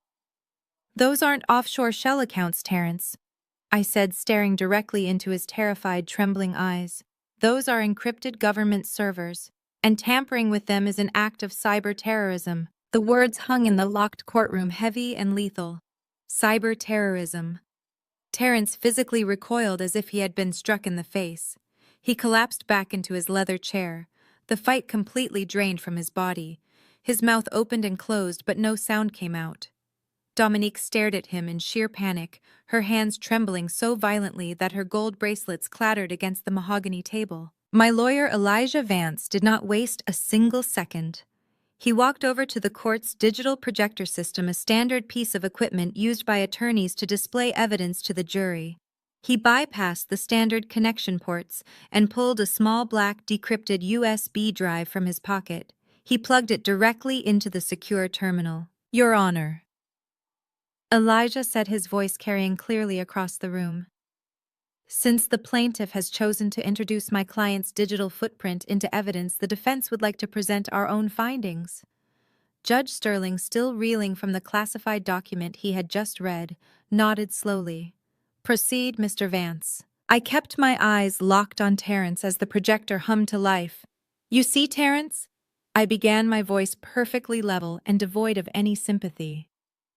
When you hire a dark web hacker to fabricate bank statements and forge financial connections to classified military infrastructure, you trigger automated defense protocols. The moment your hired associate pinged those secure routing numbers, the National Security Agency flagged the intrusion. The jury watched me with rapt attention. They were no longer looking at a lazy, unemployed daughter. They were looking at a federal director explaining a high-stakes intelligence operation. Because you attempted to frame a federal officer with a top-secret clearance, I continued, the Pentagon authorized an immediate and comprehensive audit of your entire digital existence. We were granted full federal approval to monitor, extract, and decrypt every single piece of electronic data associated with your name, your businesses, and your personal devices. You thought you were hunting me. You had no idea that for the last 2 weeks the full weight of the United States intelligence community has been hunting you. My father, Pastor Desmond, let out a choked gasp. He grabbed his chest, his face turning a dangerous shade of purple. He knew exactly what a deep dive into his digital life would reveal. The secret bank accounts, the casino wires, the embezzlement from the church building fund. It was all about to be laid bare. Harrison stood up, his legs shaking. Your Honor, this is a gross violation of privacy. They cannot simply hack my clients without a warrant. Judge Sterling glared at him with absolute disdain. Mr. Harrison, unless you want to be indicted as a co-conspirator in a federal cyber-terrorism investigation, I highly suggest you sit down and let the witness finish. The Department of Defense does not need my permission to protect its infrastructure from your client. Harrison sank back into his chair, utterly defeated. He knew his career was over. He had aggressively pushed a case based entirely on forged evidence against a protected government official. He was just trying to survive the day without being arrested himself. I turned my attention back to the large projection screen descending behind the witness stand. The screen glowed bright white, casting harsh shadows across the courtroom. Let us look at the real financial records, I said. Elijah, pull up Exhibit Delta. Elijah typed a command into his laptop. The screen instantly populated with a massive complex spreadsheet. These were not the fake documents Terrence had presented earlier. These were authentic, verified bank logs extracted directly from the servers of Terrence's primary financial institution. The plaintiff testified that he was a successful real estate developer who stepped up to save this family. I told the court, my voice ringing with cold authority. But the metadata tells a very different story. Terrence Brooks is entirely insolvent. His company, Brooks Premier Real Estate, currently carries a negative balance of over $2.4 million. I pointed to a specific highlighted row on the screen. On October 12th, the exact same day, my mother's trust fund was drained of its first $250,000. An identical amount was deposited into a shell company owned by Terrence. 30 minutes later, that exact sum was wired to an offshore account in Antigua, a known clearinghouse for unregulated high-stakes sports betting syndicates. Dominique whipped her head around to stare at her husband, betting she shrieked, her perfect facade shattering completely. What is she talking about, Terrence? You said you paid the contractors. Terrence refused to look at her. He stared at the table, his chest heaving with panicked breaths. I did not stop. I let the digital guillotine fall harder. It was not just gambling, Dominique. Look at November 3rd. $400,000 stolen from the trust, wired immediately to an LLC registered in South Atlanta. That LLC is a front for Derek Rollins, the loan shark Terrence owes his life to. Terrence has been systematically bleeding our dying mother's accounts dry to keep his kneecaps from being broken by organized crime. The courtroom was dead silent except for Dominique's ragged breathing. She was looking at the screen, her eyes wide with horror, as the irrefutable proof of her husband's crimes was displayed for the world to see. And then there is the matter of the updated will. I continued, shifting my focus to the most damning piece of their conspiracy. The document you so bravely read for the court, Dominique.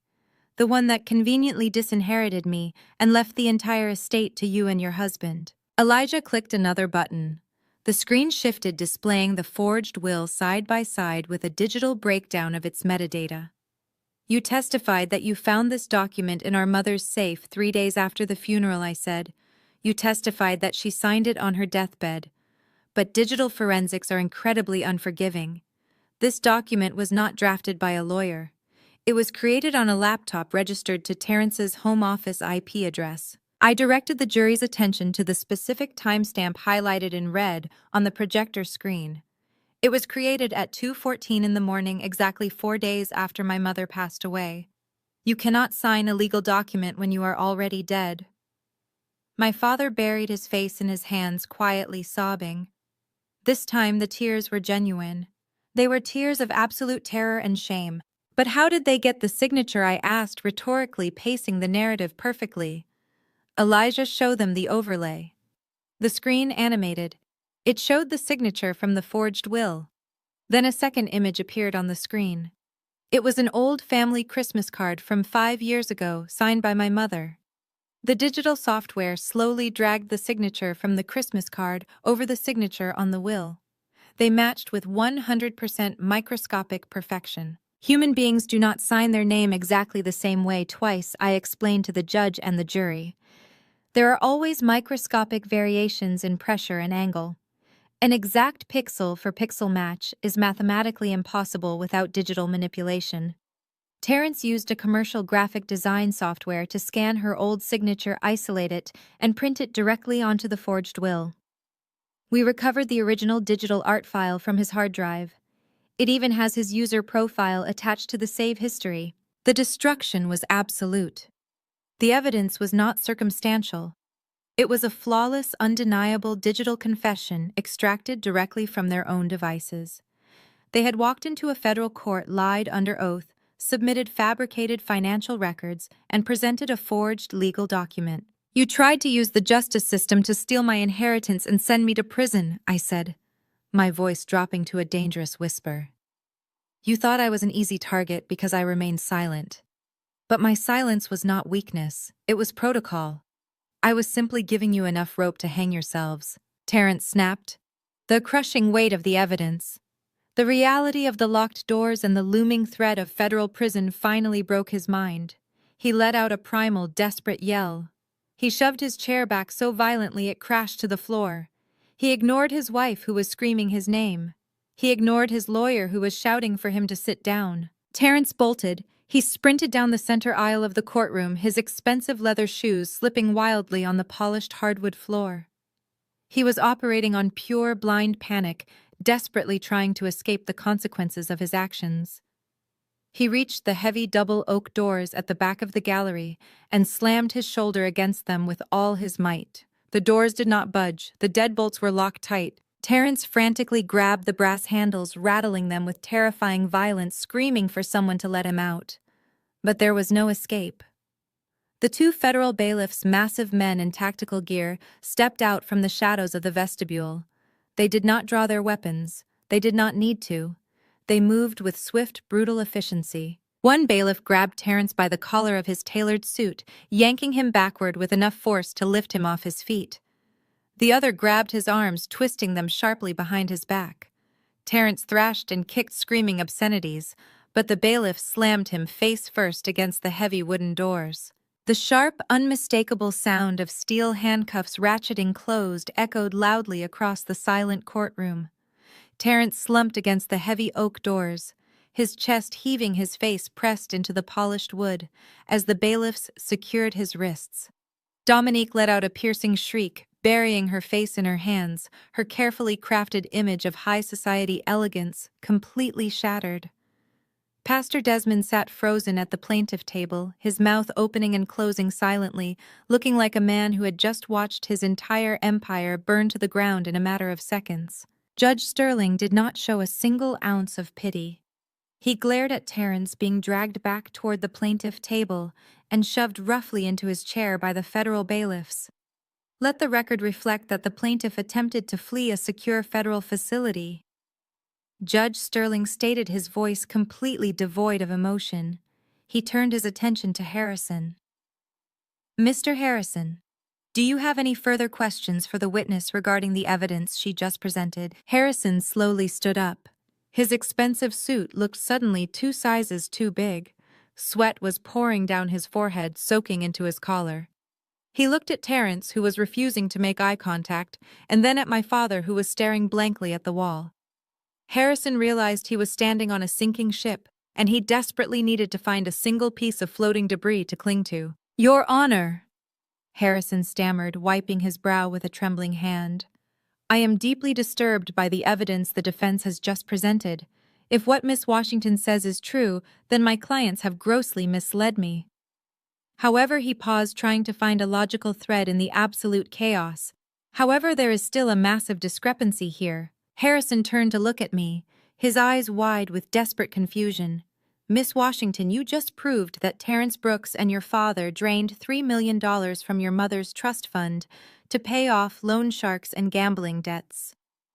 But Evelyn Washington was a retired homemaker and your father is a pastor. They lived comfortably, but they did not have $3 million in liquid cash just sitting in a bank account. If your father is a chronic gambler, as you claim, how did that much money get into the trust fund in the first place? If they stole the money, whose money did they actually steal?" It was the perfect question. It was the exact opening I had been waiting for since this trial began. I leaned back in the witness chair, looking directly at my father. Pastor Desmond finally met my gaze, and I saw a flicker of absolute dread in his eyes. He knew what was coming. He knew the final, ultimate secret of the Washington family was about to be exposed on the public record.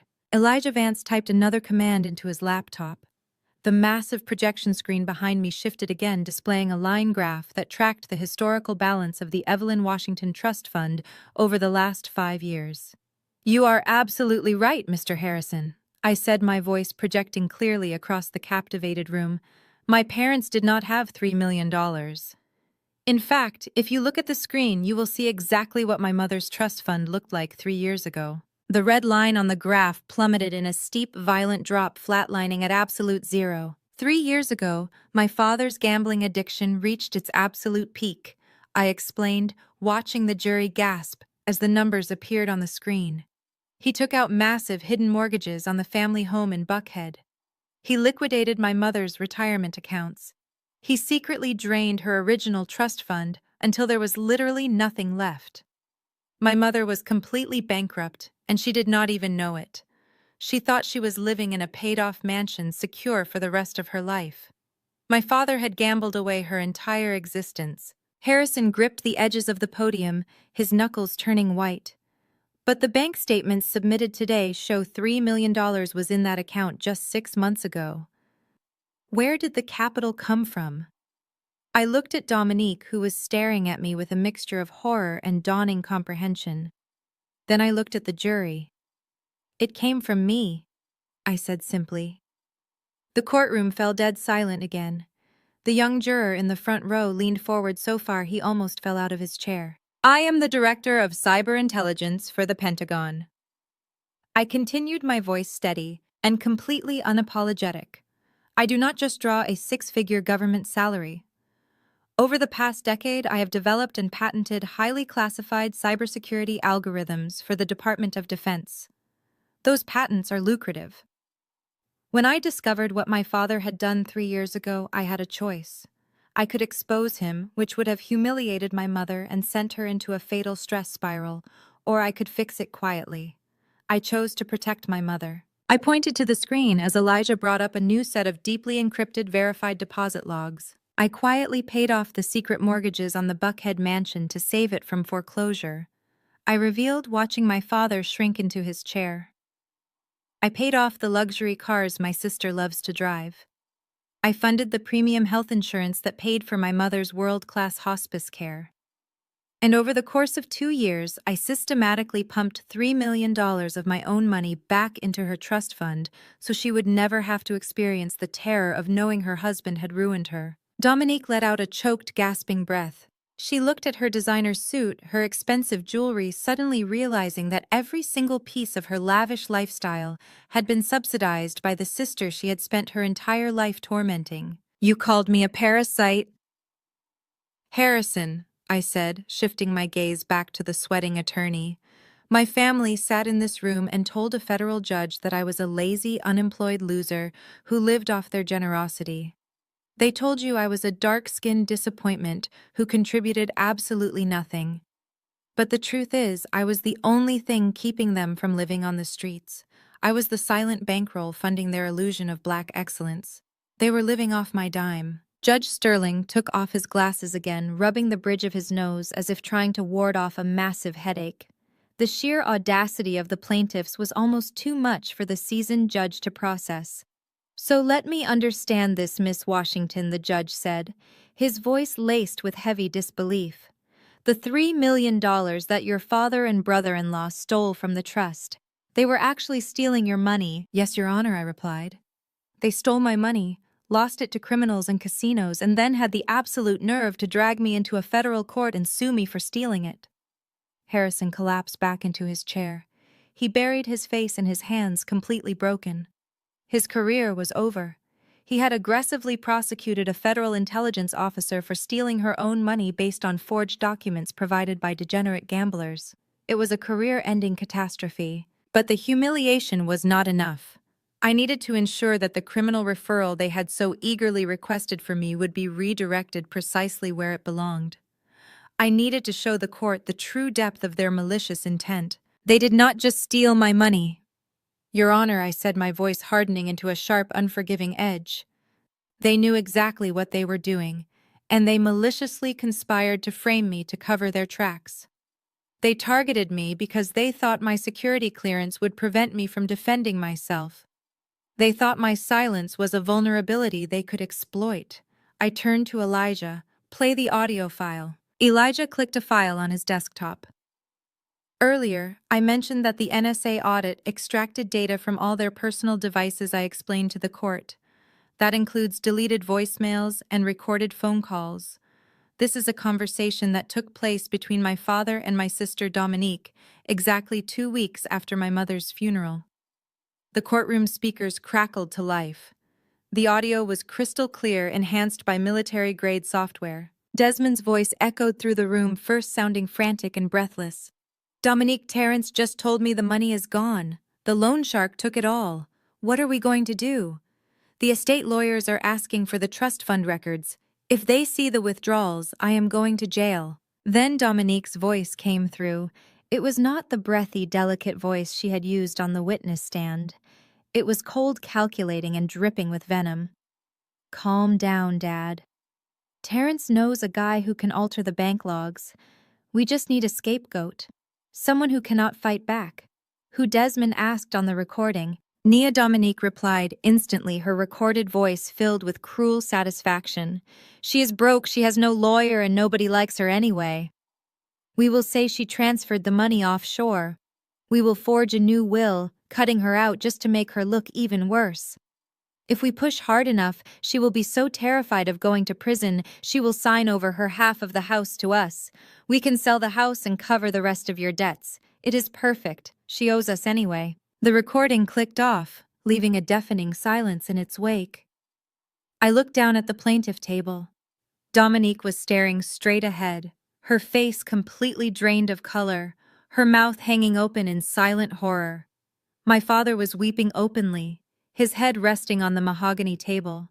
Terrence sat perfectly still, his handcuffed wrists resting awkwardly in his lap, realizing that his wife and father-in-law had just been caught on tape orchestrating a federal felony. They had dug their own graves, and I had simply provided the shovels. The silence in the courtroom following the audio recording was heavier than concrete. It pressed down on the room, suffocating the last remaining embers of the Washington family pride. The jury members looked physically sickened. The young man in the front row shook his head in absolute disgust, refusing to even look at the plaintiff table. The older woman who had spent the first day of the trial glaring at me with unvarnished hatred now stared at my father with a look of pure, unadulterated revulsion. The shattering of their meticulously crafted facades was instantaneous and complete. Pastor Desmond Washington, the holy patriarch of Buckhead, the spiritual leader to thousands, was reduced to a sniveling, exposed fraud. His tailored charcoal suit suddenly seemed to swallow his diminished frame. He looked small, old, and profoundly pathetic. Dominique, the golden child, the perfect daughter, who had built her entire identity on inherited privilege and public adoration, sat frozen in her chair. The echo of her own venomous voice faded from the courtroom speakers, leaving behind a reality she could no longer manipulate.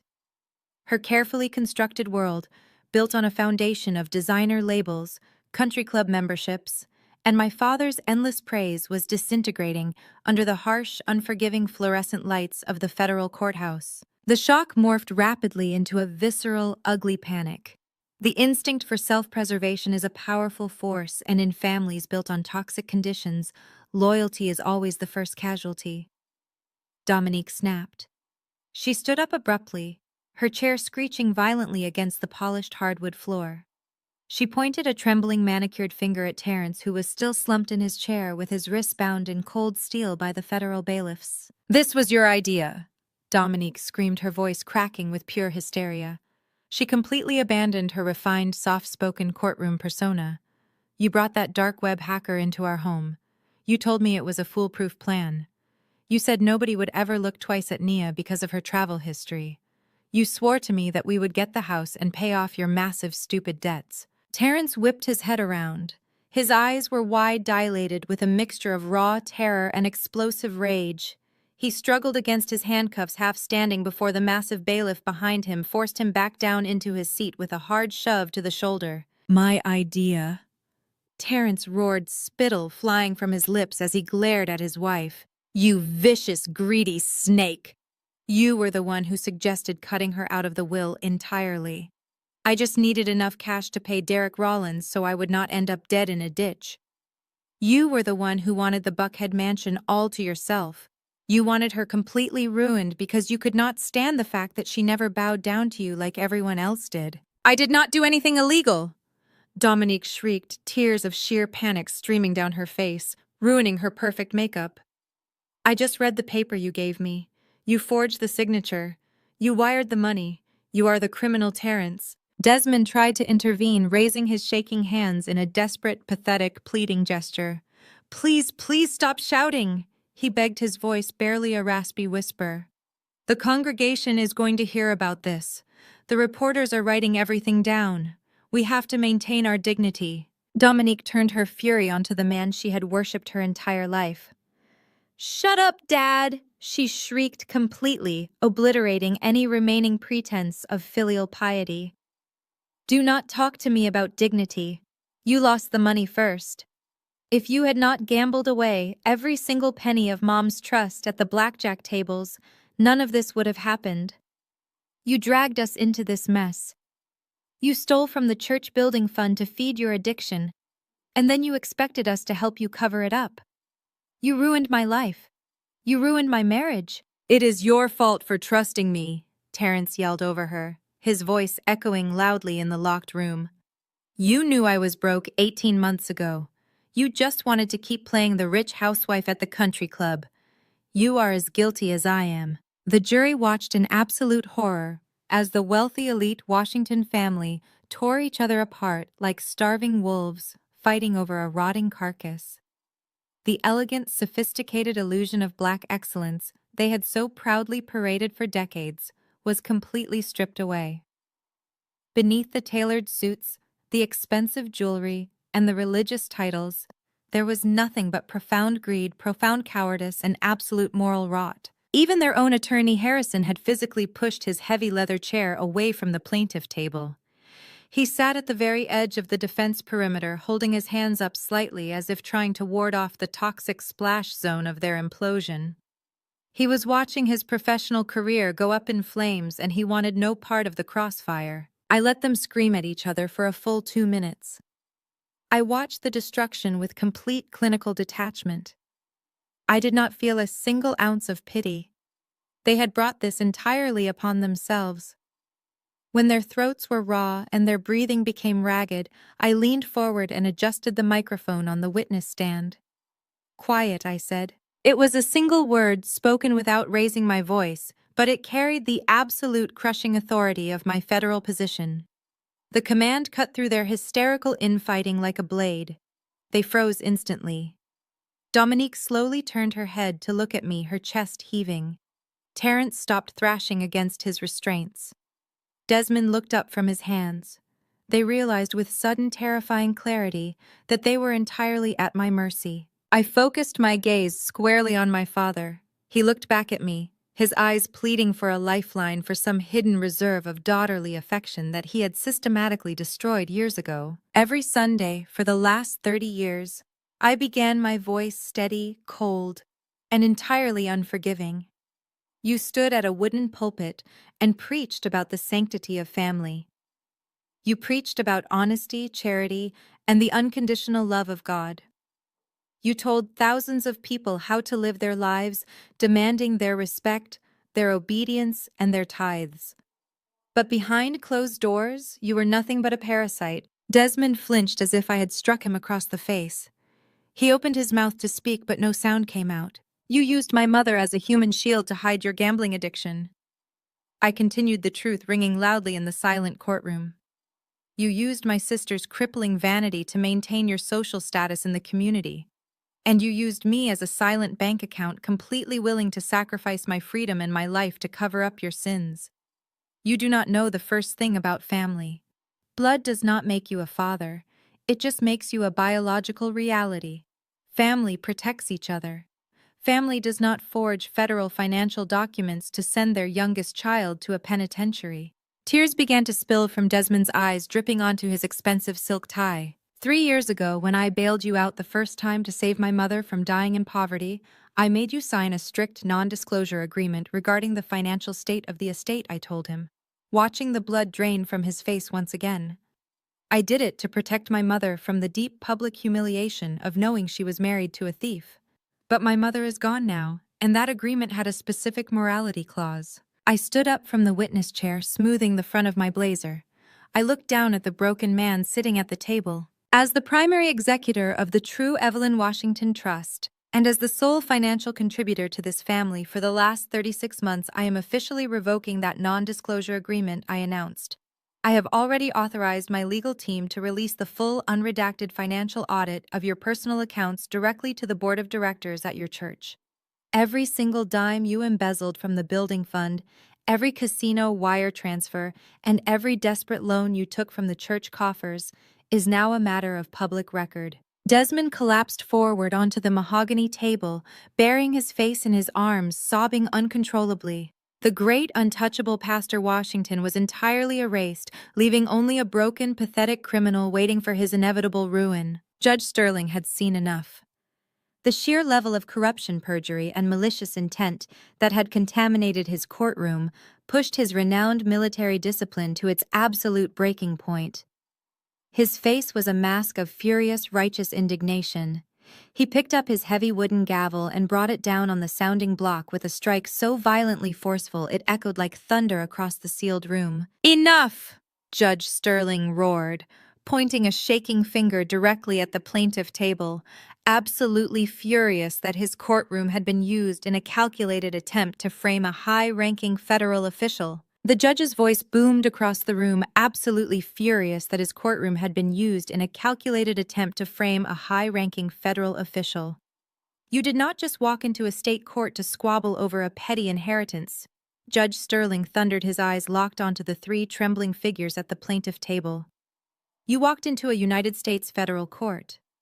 You swore an oath on a Bible you clearly do not respect, and you submitted fabricated financial records and a forged legal document into the Federal Registry. Judge Sterling stood up, his tall frame dominating the space. He pointed to the thick binder of bank statements Harrison had submitted hours earlier. You thought you were executing a clever scheme to steal from your youngest family member, but your arrogance and your profound ignorance blinded you to the reality of what you were actually doing. By manipulating those specific routing numbers and attempting to publicly expose classified Department of Defense financial architecture, you have crossed a line that takes this entirely out of the realm of civil litigation and places it squarely in the jurisdiction of Homeland Security. The jury watched the judge with wide, unblinking eyes. They had been completely swayed by the family's emotional manipulation earlier in the day, but now they looked at my father, sister, and brother-in-law as if they were radioactive. Regarding the civil matter before me, Judge Sterling announced, his voice ringing with absolute finality. This lawsuit is a malicious, fraudulent fabrication from start to finish. The plaintiff has presented zero credible evidence of theft by the defendant. In fact, the defense has provided irrefutable proof that the plaintiffs themselves are the actual perpetrators of the financial crimes in question. Therefore, I am immediately dismissing this civil suit with prejudice. You will never be allowed to bring these claims before any court in this country again. Furthermore, the updated will presented today is officially ruled a fraudulent forgery, and the original will dividing the estate equally remains the sole legal directive. Harrison, the slick attorney who had strutted around the courtroom all morning, stood up on trembling legs. "Your Honor," he stammered, his voice barely audible. "In light of the evidence presented by the defense, I must formally request to immediately withdraw as counsel for the plaintiffs. I was completely unaware of the fabricated nature of their evidence." Judge Sterling glared down at him. "Request granted, Mr. Harrison. And I strongly suggest you retain a very good criminal defense attorney for yourself, because the federal prosecutor will absolutely be looking into your role in facilitating this conspiracy. You are dismissed. Get out of my sight." Harrison did not hesitate. He grabbed his expensive leather briefcase, abandoning his clients completely, and practically sprinted toward the side exit of the courtroom, desperate to escape the blast radius of their destruction. Judge Sterling turned his attention back to my family. "The civil matter is dismissed," he continued, his tone turning incredibly dangerous. "But we are far from finished. This court cannot and will not ignore the staggering volume of federal crimes committed in this room today." He picked up a pen and a piece of official court stationery, writing rapidly as he spoke. "You have committed perjury. You have committed felony forgery. You have engaged in a conspiracy to commit wire fraud. And most egregiously, you have attempted to extort a high-ranking federal intelligence officer holding a top-secret clearance. Attempting to blackmail an official who possesses classified national security information is not just a white-collar crime. It is a direct threat to the security of the United States." My father collapsed forward, resting his head on the wooden table, weeping with loud, ragged sobs. He had spent his entire life building an empire of respectability, hiding behind his clerical collar and his booming sermons. Now every single person in his congregation, every leader in the community, and every member of his family would know exactly what he was. A degenerate gambler, a thief, and a coward. Dominique was hyperventilating, clutching her chest as if she could not draw enough oxygen into her lungs. She looked at Terence, who was still pinned to his chair by the bailiff, his hands cuffed tightly behind his back. The reality of her situation was finally crashing down on her. She was not going back to her luxury country club. She was not going to host another charity gala. She was going to be stripped of everything she valued. Judge Sterling signed the document with a heavy, aggressive stroke of his pen. He handed the paper to the court clerk. "I am officially issuing a criminal referral directly to the United States Department of Justice and the Federal Bureau of Investigation. And because the defendants pose a massive flight risk and have already demonstrated a willingness to tamper with federal infrastructure, I am denying any possibility of bail pending their arraignment." The judge looked up, signaling the heavily armed tactical bailiff standing near the back wall. "Unlock the doors. Send them in." The bailiff reached over and threw the heavy deadbolts. The thick oak doors swung open. The hallway outside was no longer empty. A team of 6 United States federal marshals stood in the corridor, dressed in tactical gear, their faces stern and entirely focused. They had been waiting right outside the doors since I sent the encrypted command from my phone. The Pentagon had moved with terrifying speed, coordinating with local federal law enforcement to secure the courthouse the moment my security was actively threatened. The marshals marched into the courtroom in a tight, disciplined formation. The heavy thud of their tactical boots on the hardwood floor sounded like a death knell for the Washington family. "Execute the arrest warrants," Judge Sterling commanded from the bench. 2 marshals flanked Terence.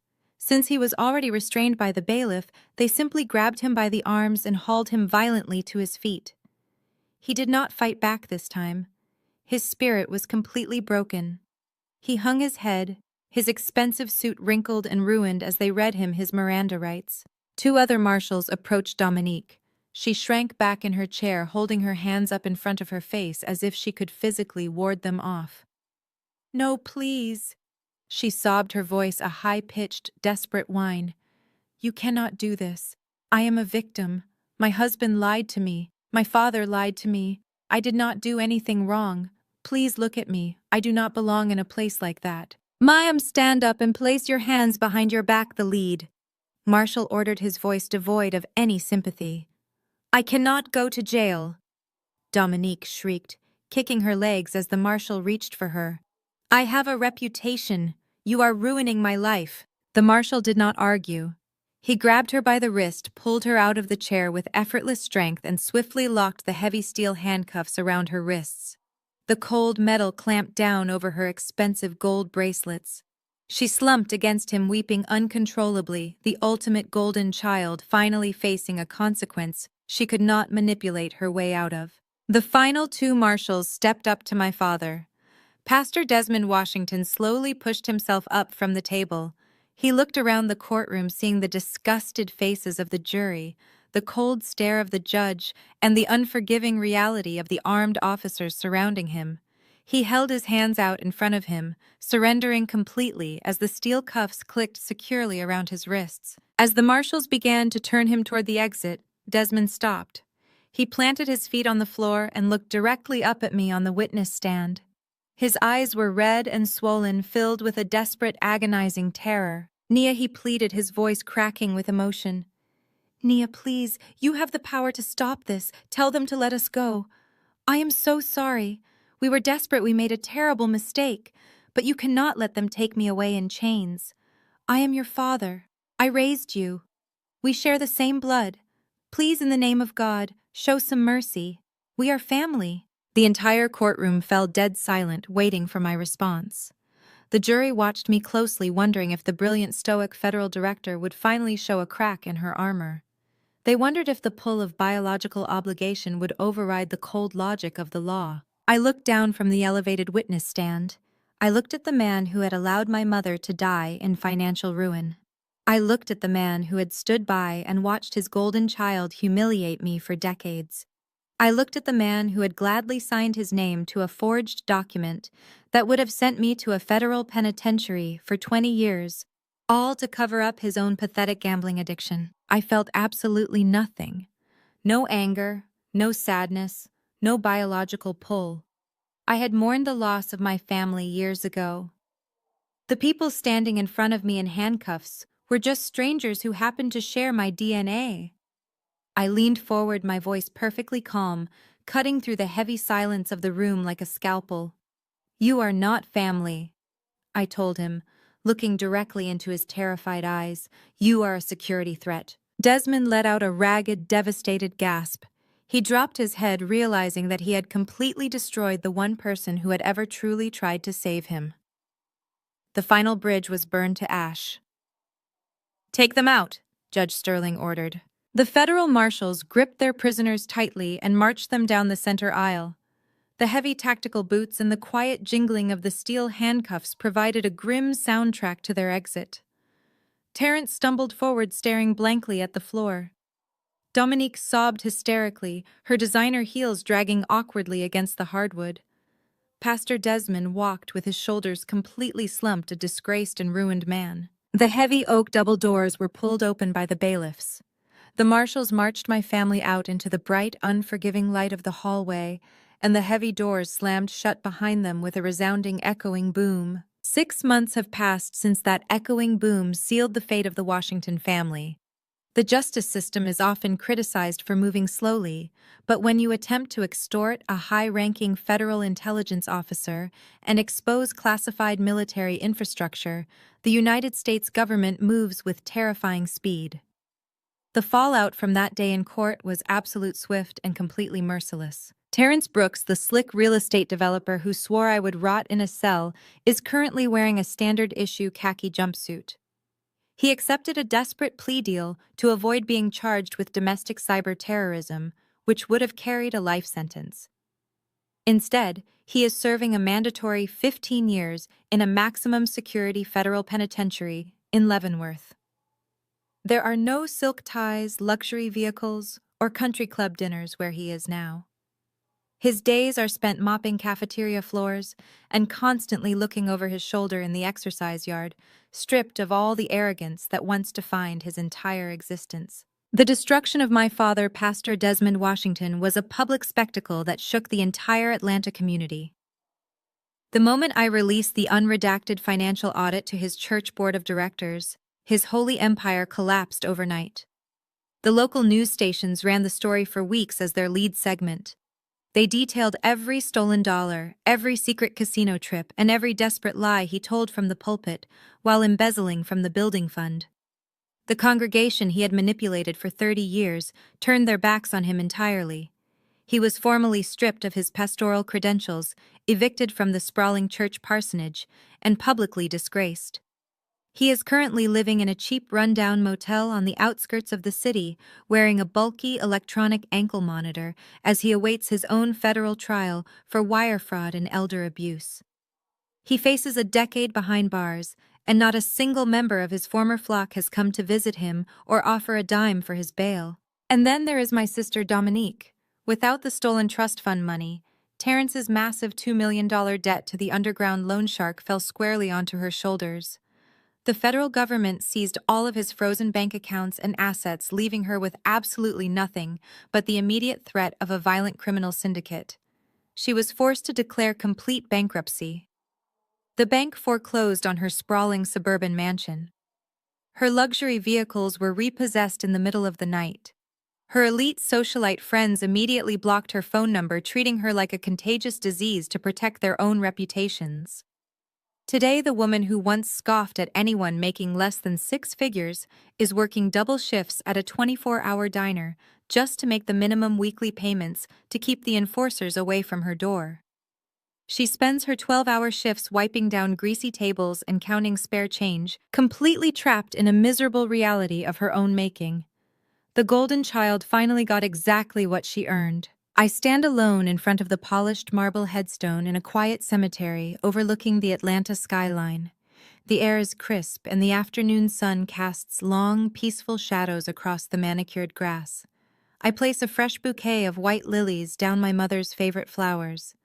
I do not come here to apologize for what I did to my father and my sister.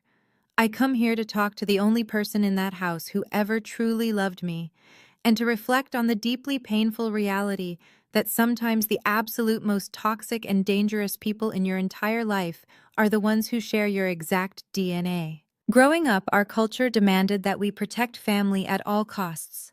We are taught to keep the dark secrets buried deeply inside the house, to forgive the unforgivable, and to endure endless psychological abuse just to maintain the outward illusion of unity. The community demands that we carry the heavy burden of fixing broken men and appeasing jealous relatives. We are expected to constantly sacrifice our own mental health and financial stability on the altar of family loyalty. But I refuse to participate in that generational curse anymore. I learned the hardest way possible that true Black excellence is not merely about achieving financial success, securing high-ranking corporate positions, or buying luxury homes in affluent neighborhoods. Real excellence is about fiercely protecting your peace of mind. It is about having the absolute unwavering courage to identify the parasites in your life and cleanly cutting them off entirely regardless of their blood relation to you. It is about refusing to let someone else's crippling insecurity and profound greed become the anchor that drowns you. As I turn and walk slowly away from the gravesite, heading back toward my secure vehicle waiting by the heavy wrought iron gates, I feel an incredible sense of freedom. I am finally and completely unburdened.